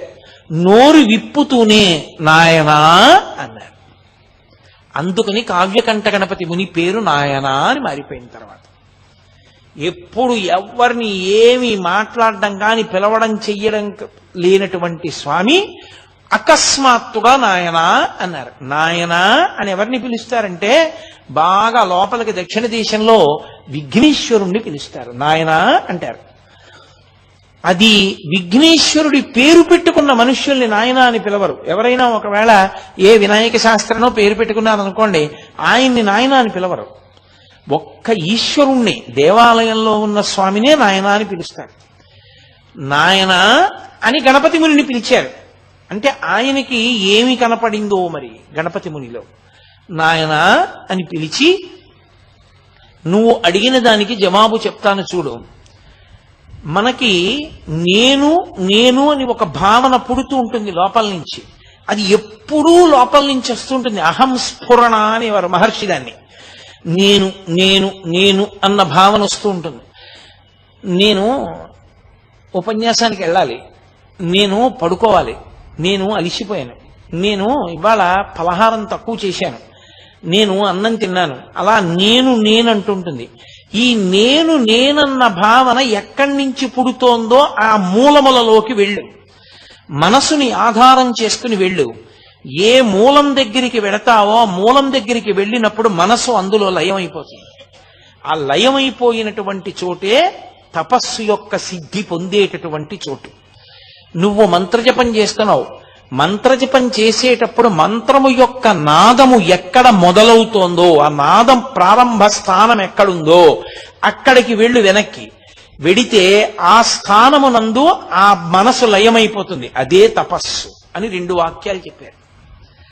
చెప్పగానే ఆయన ఆశ్చర్యపోయి, ఇన్ని గ్రంథాలు చదివాను, ఇంతమంది మహాత్ముల్ని కలిశాను, కానీ తపస్సన్న మాటని ఇంత అద్భుతంగా నిర్వచనం చేసినటువంటి వారు నాకు ఇప్పటి వరకు కనపడలేదు. నా అదృష్ట విశేషం మహానుభావ, మీ దర్శనమైంది. తపస్సు అన్న మాటకి నాకు ఇవాళ యథార్థమైనటువంటి అర్థము గోచరించింది. తప్పకుండా అలా చేస్తానన్నారు. అనగానే భగవాన్ అన్నారు, గుహలో కూర్చో, వెళ్ళి గుహలో కూర్చుని ధ్యానం చెయ్యి, తపస్సు చెయ్యి అన్నారు. అనగానే ఏమదృష్టం, రమణ మహర్షి బయట కూర్చుని తాను విరూపాక్ష గుహలో కూర్చోవడం. వెంటనే గణపతి ముని ఆ విరూపాక్ష గుహలోకి వెళ్లి గుహలో కూర్చున్నారు. 1 గంట సేపు ధ్యానం చేశారు. రమణులు చెప్పినదేదో దాన్ని పూర్తిగా అనుభవించిన స్థాయి లేదు, కానీ మార్గం దొరికింది. సంతోషంతో మళ్ళీ బయటికి వచ్చారు. బయటికి వచ్చి ఆయనకి నమస్కరించే లోపల ఊరు వాడ ఈ వార్త తెలిసిపోయింది. కొండ మీద కూర్చున్నటువంటి మౌనస్వామి నోరు విప్పారట. ఎవరినో నాయన అని పిలిచారట. ఎవరో ప్రశ్న అడిగితే 2 మార్గాలు చెప్పారట. తిరువన్నామలై అంతా కొండెక్కేసి, కొండెక్కేయగానే ఎవరైనా ఎవరితో మాట్లాడారు. పొద్దున్నంతా తిరువన్నామలలో కృష్ణ, ఏ మహానుభావుడు వచ్చి నిలబడితే రథం కదిలింది. ఇప్పుడు ఏ మహానుభావుడితో రమణ మహర్షి మాట్లాడారు, వెంకటరామన్ మాట్లాడారు, ఈయన్నే చూపించారు. రథం నడిచింది ఈయన వల్లేట, ఇప్పుడు మాట్లాడింది ఈయన వల్లేట. అసలు రథం ప్రారంభమైంది నడవడం. వెంటనే రమణ మహర్షి చెప్పిన దానికి శ్లోక రూపం ఇచ్చి రమణ పంచకము అని రమణుల యొక్క తత్వం మీద 5 శ్లోకాలు చెప్తూ ఆయన అన్నారు, ఈయనకి వెంకటరామన్ కాదు, ఇక నుంచి భక్తులు ఆయన నామాన్ని జపం చేసుకోవడానికి వీలుగా ఆయన నామజపం చెయ్యడం చేత ఆయన అనుగ్రహంతో ప్రతిబంధకాల్ని పోగొట్టుకుని తత్వ విచారణ చెయ్యడానికి కావలసినటువంటి యోగ్యతని పొందడానికి అనువైన స్థితిని కలగడం కోసం ఈయనకి నేను రమణ అని పేరుంచుతున్నాను. ఆయన ఈయనకి నాయన అని పేరుంచారు, ఈయన ఆయనకి రమణ అని పేరుంచారు. నిన్న చెప్పాను కదా, భగవంతుని యొక్క విభూతులన్నీ ఆయన ఎందున్న కారణం చేత భగవాన్ రమణ మహర్షి అని పేరుంచుతున్నానని, ఇక నుంచి అందరూ ఆయన్ని అలా పిలవాలి అని శాసనం చేశారు. అప్పటి నుంచి లోకంలో ఆయనకి భగవాన్ రమణ మహర్షి అన్న పేరు వచ్చింది. సరే, కొంతకాలం అయింది. అప్పటి నుంచి కావ్యకంఠ గణపతి మునితో మాట్లాడుతుండేవారు. వచ్చే వాళ్ళతో కూడా అప్పుడప్పుడు నోరు విప్పి మాట్లాడడం మొదలు పెట్టారు రమణ మహర్షి. కొంతకాలం అయిన తర్వాత కావ్యకంఠ గణపతి ముని అడిగారు, నాకు కూడా ఒక గుహా ప్రాంతం ఏదైనా విడిదిగా ఇవ్వండి, నేను ఆ గుహలో కూర్చుని నేను కూడా తపస్సు చేసి ఉమాసహస్ర రచన చెయ్యాలని కోరికగా ఉంది. పరదేవతా నామములను 1000 నామములను నేను ఉమాసహస్రం అన్న పేరుతో రచన చెయ్యాలి. అందులో అమ్మవారికి సంబంధించినటువంటి బీజాక్షరములన్నిటినీ కూడా నిక్షిప్తం చేస్తానన్నారు. రమణ మహర్షి స్వయంగా కావ్యకంఠ గణపతి ముని చెయ్యి పట్టుకుని, అక్కడే ఉన్నటువంటి మామిడి చెట్టు గుహ అంటారు, చ్యుత గుహ అని, ఆ గుహలోకి తీసుకెళ్లి నువ్వు ఇదిగో ఈ గుహాప్రవేశం చేసి ఈ గుహలో కూర్చుని ఇక్కడ నుండి నువ్వు ఆ ఉమా సహస్ర రచన చేయవలసింది అన్నారు. 20 రోజుల లోపల ఈ సహస్రాన్ని పూర్తి చేస్తాను. 20వ రోజు అర్ధరాత్రి 12 గంటల వేల్టికి నేను ఈ ఉమా సహస్ర రచన పూర్తి చెయ్యలేకపోతే అప్పటి వరకు ఎంత రచన చేశానో రచన అంతా చింపేస్తానని ప్రతిజ్ఞ చేశాడు కావ్యకంఠ గణపతి ముని. అక్కడ వరకు బాగుంది. హరసహస్రమన్ని శ్లోకాలు రోజూ చదివినా పరమశివుడు అన్నం పెట్టలేదన్న కోపంతో హరసహస్రాన్ని చింపేశారు అంతకుముందు. అందులో ఏవో కొద్ది శ్లోకాలే మిగిలాయి. ఇక్కడ నడుస్తోంది. ప్రతిరోజు ఆ ఉమా సహస్రం ఆయన ధ్యానం చేస్తుండేవారు, దాన్ని రచన చేస్తుండేవారు. హెచ్ఎమ్మాళ్ అన్నం పట్టుకొచ్చి ఇస్తుండేది. ఒకరోజు అకస్మాత్తుగా ఆయనకి ఉదయం 7 గంటలకే విపరీతమైన ఆకలేసేసింది. అది అమ్మవారి ఉపాసనలో ఉండేటటువంటి ఒక వైచిత్రి. అమ్మవారి ఉపాసన చేసేటటువంటి వాళ్ళకి బాగా తెలుస్తుంది. అకస్మాత్తుగా వాళ్ళకి పిచ్చాకలేస్తుంది. అంత పిచ్చాకలేస్తే నిజంగా మీరు తీసుకొచ్చి అన్నం పెట్టారనుకోండి, అన్నం చూడగానే త్రేణుపొచ్చి వెళ్ళిపోతారు. అన్నం కిందంత కడుపు నిండిపోతాయి. కానీ పిచ్చి ఆకలేస్తుంటుంది. రామకృష్ణ పరమహంసకు అలాగే వేస్తుంటే వాళ్ళ గురువు గారు ఆయనతో ఉండేటటువంటి అంతేవాసి తీసుకెళ్లి అన్నం కుంభం చూపించారు. చూపించగానే ఆయనకి త్రేణుపొచ్చింది. కాబట్టి ఈయనకి విశేషమైన ఆకలేసేస్తోంది ఉదయం 7 గంటలకి. రాత్రి పాలు తాగుతారు. ఎలా 7 గంటలకు అన్నం ఎక్కడి నుంచి వస్తుంది అనుకుంటున్నారు?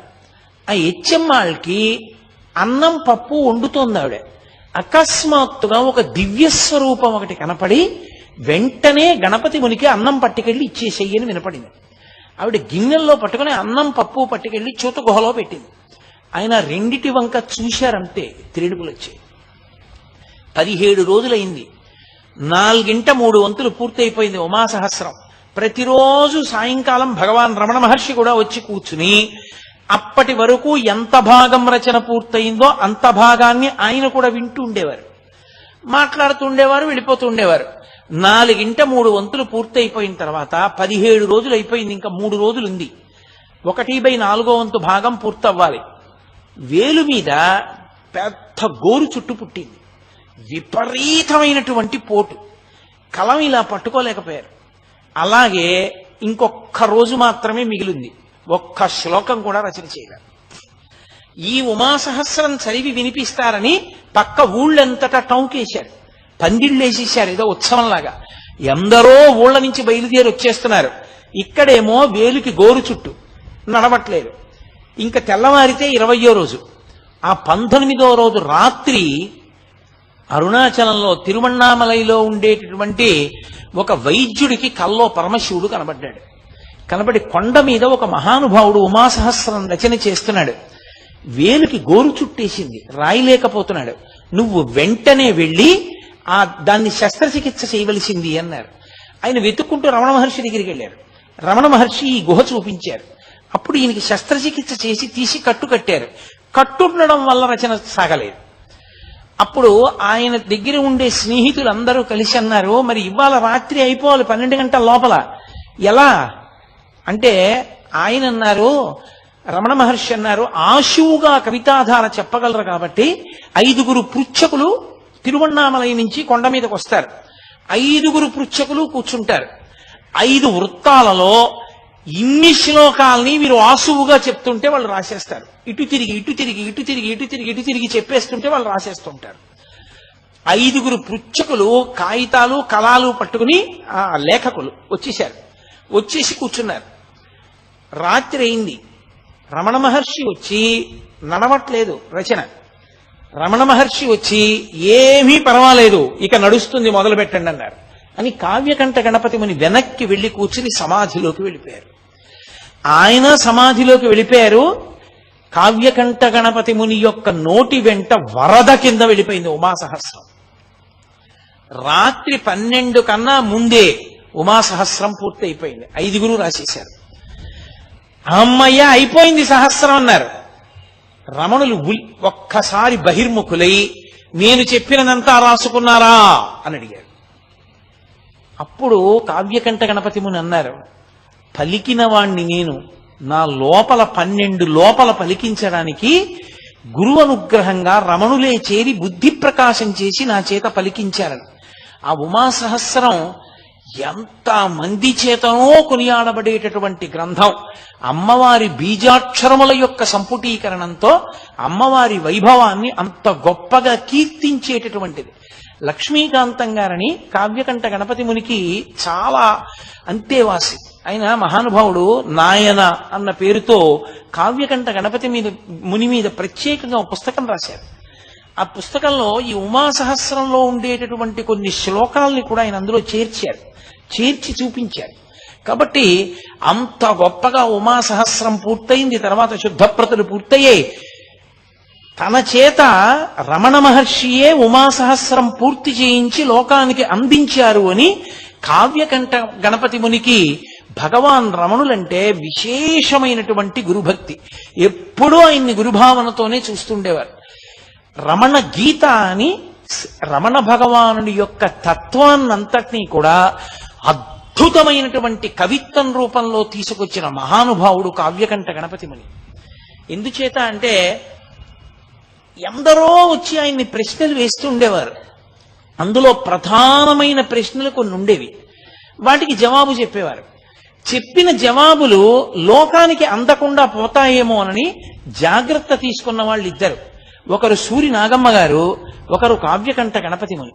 ఒక్కొక్క చోట ఆయనే శిష్యుడిగా వచ్చి రమణ మహర్షిని అడిగితే ఏం చెప్తారో ఊహించి, వచ్చినటువంటి వాళ్ళు అడిగిన ప్రశ్నలకి జవాబులు రమణులు ఏం చెప్పారో చూసి, వీటిని గీత, భగవద్గీత అర్జునుడికి కృష్ణుడు ఎలా చెప్పాడో అలా రమణ గీత అన్న పేరుతో రచన చేశారు ఆయన.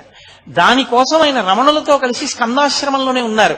ఆ రమణ గీత జరుగుతున్నప్పుడే అరుణాచల క్షేత్రానికి కాదు, ఈ భూమండలానికి ఒక పెద్ద ప్రమాదం తప్పింది. విశాలాక్షమ్మ గారు వచ్చారు. అప్పటికి కావ్యకంఠ గణపతి మునికి విశాలాక్షమ్మ గారికి కూడా 40 ఏళ్ల లోపే వయస్సు.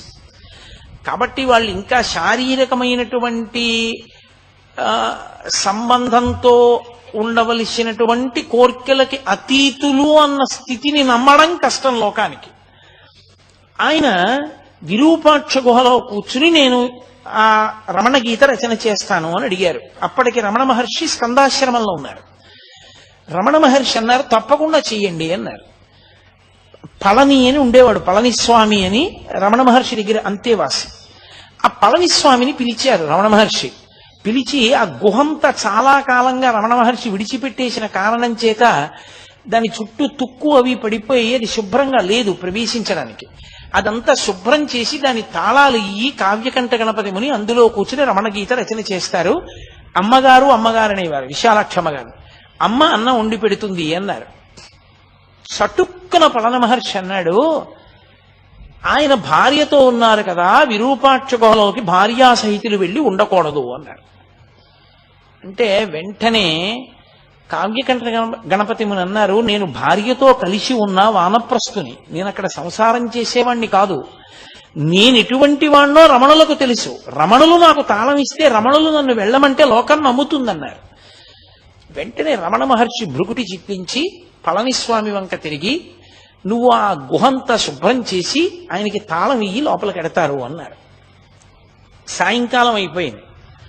ఆయన విశాలాక్షమ్మ గారితో కలిసి విరూపాక్ష గుహకు వెళ్ళారు. లోపలికి వెడదామని కాస్త పెరుగన్నం పట్టుకుని వెళ్ళారు. రాత్రి తినడానికి రేపటి నుంచి వంట మొదలెడదామని వెడితే దానికి పెద్ద తాళం కప్ప వేసేసింది. ఆయన మళ్ళీ స్కందాశ్రమానికి వెళ్ళారు. భార్యని చెమ్మాలని అక్కడ ఉంచి పైకి వెళ్ళారు. అయ్యా, ఆ పళనిస్వామి ఆ గదిని ఆ విరూపాక్ష గుహ దగ్గర శుభ్రం చేయలేదు, తాళం వేసేసింది, తాళం కూడా నాకు ఇవ్వలేదు అన్నారు. అంటే రమణ మహర్షి ఆయన వంక తిరిగి పళనిస్వామి వంక తిరిగి, ఏమయ్యా నేను తాళంచి విమ్మన్నాను కదా, ఇవ్వలేదా, కావ్యకంఠులకు ఇచ్చేసేయి అన్నారు. ఆయన అన్నాడు లేచి నిలబడి, ఏమి అందులో సంసారం చేద్దామనే, నీకెందుకు విరూపాక్ష గుహ, ఎక్కడ కూర్చుని రాయకూడదు అన్నాడు. విపరీతమైన ఆగ్రహం వచ్చేసింది కావ్యకంఠ గణపతి మునికి. వచ్చేసి నా యొక్క జీవితాన్ని తప్పు పట్టావు, నా వానప్రస్థాన్ని తప్పు పట్టావు, నా భార్యతో కలిసి విరూపాక్ష గుహలో సంసారం చేస్తానన్నావు, ఇంత దారుణమైన మాట నా మీద మాట్లాడావు కనుక ఈ పృథివి తగలబడిపోవుగాక నా ఆగ్రహము చేత. నా శక్తి ఏదైతే గణపతి నా వాక్కు యథార్థము చేయుగాక అని విపరీతమైన ఆవేశంతో తాళం చెవి పుచ్చుకోకుండా వెళ్ళి ఒక రాయి తీసుకుని ఆ తాళం కప్పని కొట్టారు. కొడితే ఆయనకి పరశురామ మంత్రాలు ఉన్నాయి. ఆ అగ్నిహోత్ర ప్రభావానికి తాళం ఊడి కింద పడిపోయింది. ఆ రాతికి అది పడదు. ఆయన వెంటనే గుహలోకి వెళ్ళిపోయారు. గుహలోకి వెళ్ళిపోయి ఆ ఎదురుగుండా ఉన్నటువంటి ఒక రాతి మీద కూర్చుని భూమి వంక తీవ్రమైనటువంటి దృక్కులతో భూమి వంక చూస్తున్నారు. రమణ మహర్షి గమనించారు. పరమ ప్రమాదం వచ్చింది. ఇంత మంత్రజపం చేసేశాడు, ఇంత జపం చేసేశాడు, మంత్రసిద్ధులు పొందేశాడు. పొంది కోపానికి వశుడైపోయాడు.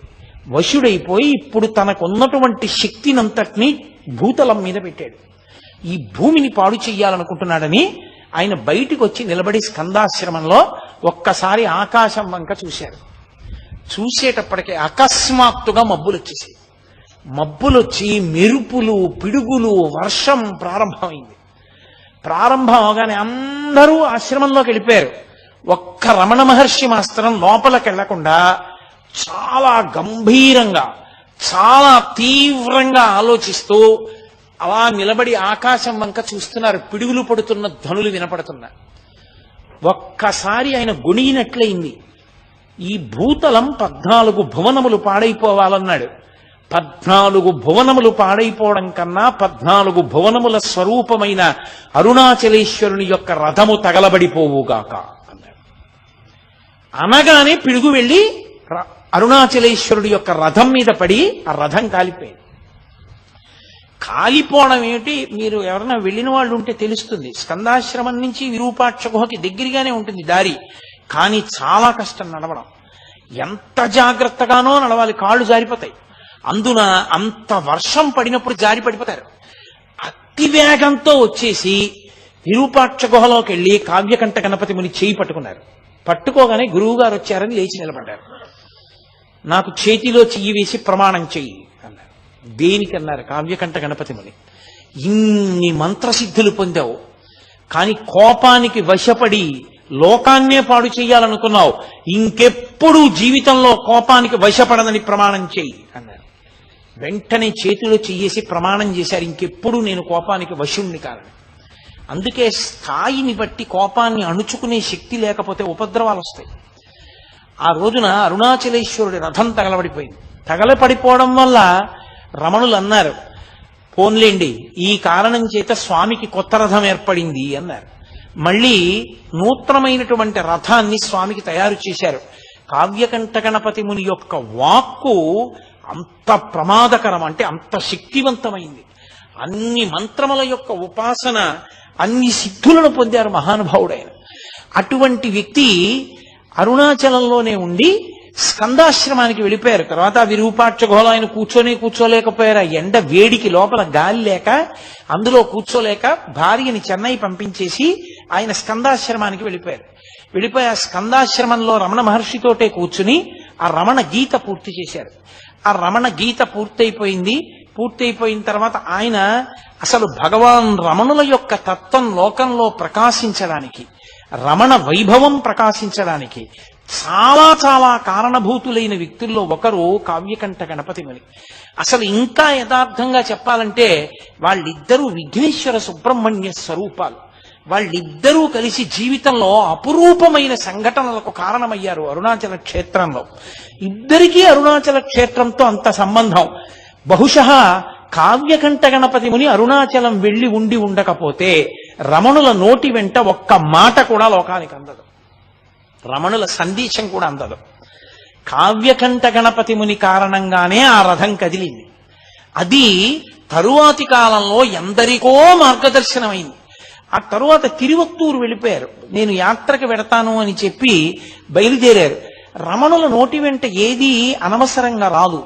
యాత్రకు బయలుదేరుతుంటే రమణులు అన్నారు, మీతో వాసుదేవ శాస్త్రిని తీసుకెళ్ళండి అన్నారు. ఎందుకన్నారో అలా అని వాసుదేవ శాస్త్రిని కూడా తీసుకెళ్లాడు. తీసుకెళ్లి చెన్నైలో బయలుదేరుతూ అన్నారు, అనవసరంగా రమణులు ఇతన్ని పంపించారు, ఎందుకు పంపించారో అని ఇవాళ మనం ఏ దిక్కుగా వెడదామని అడిగారు వాసుదేవ శాస్త్రిని. ఆయన అన్నాడు, మనం తిరువత్తూరు దిశగా వెడదాం, దానికి ఆదిక్షేత్రం అని పేరు, అదే మొదటి క్షేత్రం, అటు వెడదాం అన్నాడు. తిరువత్తూరు వెళ్ళారు. అక్కడే కావ్యకంఠ గణపతి మునికి కపాలి శాస్త్రితో అనుబంధం ఏర్పడింది. కపాల శాస్త్రి పుస్తకాలు మీలో ఎవరైనా చదివారేమో నాకు తెలియదు. కావ్యకంఠ గణపతి ముని ఎంతటి మహాప్రకాండుడో, ఎంతటి సంస్కృత భాషా ధురీణుడో, అంతటి గొప్ప రచనా వైభవం ఉన్నవాడు, మహావేదాంతి ఆయన కూడా. కపాలి శాస్త్రి ఎన్నో గ్రంథాలు రచించారు. ఆయన ఇటు రమణులతోటి అటు అరవిందులతోటి కూడా సంబంధం ఉన్న వ్యక్తి.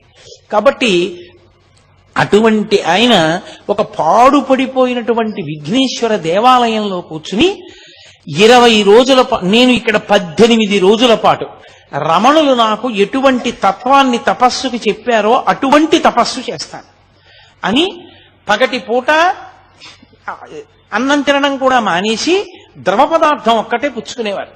18 రోజులు అయిపోయింది. అయిపోయిన తర్వాత ఇక్కడ కావ్యకంఠ గణపతి ముని కూర్చుని జపం చేస్తున్నారు. మంచి సమాధిలోకి ప్రవేశించే ప్రయత్నంలో ఉన్నారు. ఆయన చెప్పిన మార్గంలో లోపలికి వెళ్ళి అన్వేషిస్తున్నారు. ఎక్కడి నుంచి పుడుతోంది నేనన్న భావన అన్నది. ఆయన చేస్తుండగా సాయంకాలం 4 అలా అవుతుండగా విపరీతమైన నీరసం వచ్చేసి అసలు కూర్చోలేక శవాసనం వేసేసి శవాసనం మీ అందరికీ తెలిసిన్నదే, నేల మీద పడుకుని నా గురువు రమణ భగవానులు ఉంటే బావుణ్ణు అన్నారు.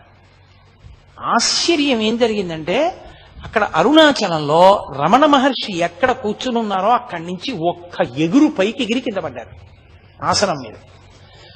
అక్కడేమైందో తెలుసా, ఈయన ఎగిరి కింద పడే లోపల నా గురువు రమణులుంటే బావుణ్ణు అనుకున్నారు. అంతే. శవాసనం వేసి పడుకున్న కావ్యకంఠ గణపతి ముని యొక్క గుండెల మీద ఎడంచి పెట్టి గట్టిగా నొక్కి కుడి చేతిని ఆ బ్రహ్మరంధ్రం దగ్గర మాడు దగ్గర పెట్టి నొక్కారు రమణ మహర్షి. కొద్ది కాలం, నేను చెప్పినంతసేపు కూడా లేదు, ఇలా నొక్కారు. రమణులు వచ్చారని అర్థమైంది కావ్యకంఠ గణపతి మునికి. ఒక్కసారి దొల్లి ఆయన పాదములు చూద్దాం అనుకున్నారు. కానీ ఎడంచేతో గుండె నొక్కి పెట్టడంలో రమణుల స్పర్శ వలన పులకాంకిత గాత్రుడైపోయి ఒళ్ళంతా విద్యుద్వలయాలు ప్రవహిస్తున్నట్లుగా అయిపోయి ఆయన కదలలేకపోయారు. అలాగే ఉండిపోయారు. అంతే. ఇక్కడున్నవారు ఇక్కడే ఉన్నారు, అక్కడికి వెళ్ళారు. ఒక్కసారి ఆ రహస్యం బయట పెట్టారు రమణ మహర్షి. తన నోటి వెంట తానే ఒక్కసారి జారిపోయారు నోరు. అవును, తిరువత్తూరు క్షేత్రంలో ఫలానా చోట వెడుతున్నప్పుడు చీకటిగా ఉంటుంది, పాడుపడిపోయిన గణపతి దేవాలయం ఉంది కదూ అన్నారు. ఎప్పుడూ తిరువణ్ణామలై విడిచిపెట్టి వెళ్ళని వ్యక్తికి ఎలా తెలుసది? ఆయన వెళ్ళారు. అక్కడికి వెళ్ళి కావ్యకంఠ గణపతి మునికి సూక్ష్మ శరీరంతో వెళ్ళి హస్తదీక్ష ఇచ్చారు.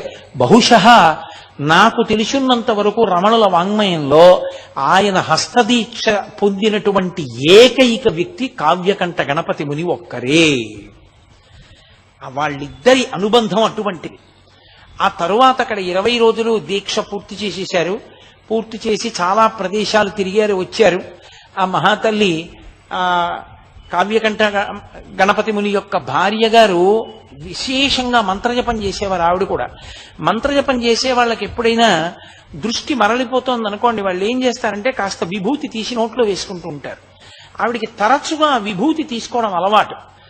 అలా అస్తమానం విభూతి తీసుకోవడం వల్ల ఏమైపోయిందంటే ఆవిడ నెత్తురంతా విభూతి కలిసిపోయి గడ్డల కింద ఏర్పడిపోయి ఆవిడకి ప్రాణోత్క్రమణ కాలం ఆసన్నం అయిపోయి ఆవిడ ప్రాణం విడిచిపెట్టేసే ముందు కూడా మంత్రజపం చేస్తూనే ప్రాణం వదిలిపెట్టేసింది. ఆవిడే నిరంజనానంద స్వామి వారిని వేడుకుని ఆ మాతృభూతేశ్వరాలయంలో వెనక శ్రీచక్రం ఉండాలి అని చెప్పి నిరంజనానంద స్వామి వారిని బ్రతిమాలి శ్రీచక్రం అక్కడ ఉండేటట్టుగా ఉత్సాహం తీసుకొచ్చినటువంటి వ్యక్తి కావ్యకంఠ గణపతి ముని గారి భార్య అయినటువంటి విశాలాక్షమ్మ గారి. అంతటి అనుబంధం. తరువాతి కాలంలో కొన్ని కారణాలు జరిగాయి, అవి ఇప్పుడు అప్రస్తుతం. ఆ కొన్ని కారణముల చేత ఉత్తర భారతదేశం వైపుకు వెళ్లారు. అరబిందో ఆశ్రమానికి వెళ్ళవలసి వచ్చింది కావ్యకంఠ గణపతి ముని. ఆశ్రమానికి వెళ్లి అక్కడి నుంచి మళ్ళీ కలువరాయి వెళ్లి ఆశ్రమ నిర్మాణం చేసుకుని అక్కడి నుంచి బయలుదేరి ఆయన జీవితంలో చేసినటువంటి కించిత్ తొందరపాటు అనవలసి ఉంటుందేమో మహాత్ముల విషయంలో, అలా ఎంచి చూడడం మంచిది కాదేమో, వాళ్ళ జీవితానికి వాళ్లే తీర్పు చెప్పుకోవాలనుకుంటారేమో. ఆయన ఖర్గపూర్ వెళ్ళారు. వెడితే ఈయన సాక్షాత్ గణపతి అంశ అని తెలిసిన కారణం చేత చూసే భక్తులందరూ సంతోషిస్తారు కదా అని గణపతి నవరాత్రి ఉత్సవాల్లో కావ్యకంఠ గణపతి మునినే విఘ్నేశ్వరుడిగా తీసుకెళ్లి కూర్చోపెట్టి ఆవాహన మంత్రం దగ్గర నుంచి చెప్పేసి అక్కడ అర్చన చేసే బ్రాహ్మణుడు ఏం చేశాడంటే పూజ అంతా చేయించి నీరాజనమిచ్చి ఉద్వాసన మంత్రం చెప్పేశాడు. ఉద్వాసన మంత్రం చెప్తే అయిపోయింది, ఇంకా వెళ్ళిపోమ్మని. అది మొట్టమొదటి ప్రమాద ఘంటిక. ఆ ఉద్వాసన మంత్రం చెప్పగానే ఆయన నవ్వారు. ఆ తరువాత ఆయన ఎవ్వరితో నోరు విప్పి చెప్పేవారు కాదు. సరి అయిన పండ్ల రసం కూడా లేక చాలా కష్టపడ్డారు పాపం మహానుభావుడు. కష్టపడి నేను మీతో మనవి చేశానే, ఆయనకి అత్యంత దగ్గర వారు లక్ష్మీకాంతం గారని. ఆయన వెళ్ళినప్పుడు ఏమైందంటే బ్రహ్మాండమైనటువంటి వర్షం పడింది. లక్ష్మీకాంతం గారు వెళ్ళినప్పుడు ఈ కావ్యకంఠ గణపతి మునప్పుడు ఒక పాకలో ఉన్నారు. పాకంతా కురిసేసింది. అంతటి మహానుభావుడు అటువంటి స్థితిలో ఉన్నారు ఆ సమయంలో, కష్టకాలం. ఆయన పడుకున్న మంచం తప్ప మిగిలిన చోటంతా వాన కురిసేస్తోంది. లక్ష్మీకాంతం గారు అన్నారు, ఎందుకు ఇక్కడ ఆ కర్గపూర్లోని తెలిసి ఉన్నటువంటి మిత్రుడు ఉన్నాడు, అతని ఇంటికి వెళ్ళిపోదురు కానీ పోనీ మీకు ఏదైనా సమయం ఉంటే చెప్పండి, ముహూర్తం ఉంటే అప్పుడే వెడదామన్నారు. ఆయన ఒక నవ్వు నవ్వి రేపు మధ్యాహ్నం 2:30 వెళ్ళిపోతుంది అన్నారు. ఈయన అనుకున్నారు 2:30కి బయలుదేరతారు అనుకున్నారు. ఇంతలో అకస్మాత్తు పనొచ్చి కలకత్తా వెళ్ళవలసి వచ్చింది. ఆయన నేను వస్తాను రేపు మళ్ళీ అని అన్నారు. 12 గంటలకు ఆయన లక్ష్మీకాంతం గారు ఆఫీస్ నుంచి తిరిగి వచ్చి మళ్ళీ కర్గపూర్ బయలుదేరదామని బయలుదేరుతున్నారు. 12 గంటలకు ఆయన బట్టలు వేసుకుని బయటికి వచ్చి తాళం వేయబోతున్నారు. భార్యను అక్కడ ఉంచారు శుశ్రూషకి. పక్కింటి ఆవిడ వచ్చి, అయ్యో అన్నయ్య గారు బయలుదేరుతున్నారా, కొద్దిగా టీ తాగి వెళ్ళండి అన్నారు. కొద్దిగా టీ తాగి వెళ్ళమంటున్నారు కదా అని ఆయన ప్రభావం వెళ్ళిపోవలసిన సమయం ఆసన్నం అయిపోయింది. 12 గంటలకి ఆవిడ టీ తెచ్చేదాకా కదా అని అక్కడ పరుపు కనపడితే దాని మీద పడుకున్నారు. ఆవిడ వచ్చి అరిచి అరిచి అరిచింది. ఆయన లేవలా. ఏటి ఇంత ముద్దు నిద్రపోయారు ఇవ్వాలని ఆవిడ వెళ్ళిపోయింది టీ పట్టుకుని. పైన గడియారం 12:30 కొట్టింది, 1 గంట కొట్టింది, 1 గంటన్నర కొట్టింది, 2 కొట్టింది, 2:30 కొట్టింది. చిత్రం ఏమిటో తెలుసా, 12 కొట్టడం అయిపోయింది. అందుని ఎక్కువ మాటలు కొట్టదు ఇంకా. ఎందుకని 12:30కు ఒక్క మాటే, 1 గంటకు ఒక్క మాటే, 1 గంటన్నరకు ఒక్క మాటే, 2కి 2 మాటలే, 2:30కి మళ్ళీ ఒక మాటే, ఒక మాట కొట్టింది తెలివి వచ్చింది. 2:30 ఇలా చూశారు, అబ్బా 2:30 అయిపోయిందని. అకస్మాత్తుగా 2:30కి పాక విడిచిపెట్టి వెళ్ళడం కాదు, శరీరం విడిచిపెట్టేస్తున్నారనిపించింది. వదిలిపెట్టేశారు కావ్యకంఠ గణపతి ముని. ఆయన గబగబా బయలుదేరి వెళ్ళారు. ఏ సమయానికి తాను ఇల్లు మారతానన్నారో ఆ సమయానికి శరీరం వదిలేశారు. వదిలిపెట్టేసిన తర్వాత ఆయన శరీరాన్ని దహనం చేయాలా సమాధి చెయ్యాలా అనో పెద్ద చర్చ. అంటే ఆయన యజ్ఞోపవీతాన్ని విడిచిపెట్టలేదు. ఆ కారణం చేత ఆయనకి సమాధి ఇష్టం లేదు, సన్యాసాశ్రమ స్వీకారంగా భావన చేయడానికి వీల్లేదని ఆయన్ని దహనమే చేశారు.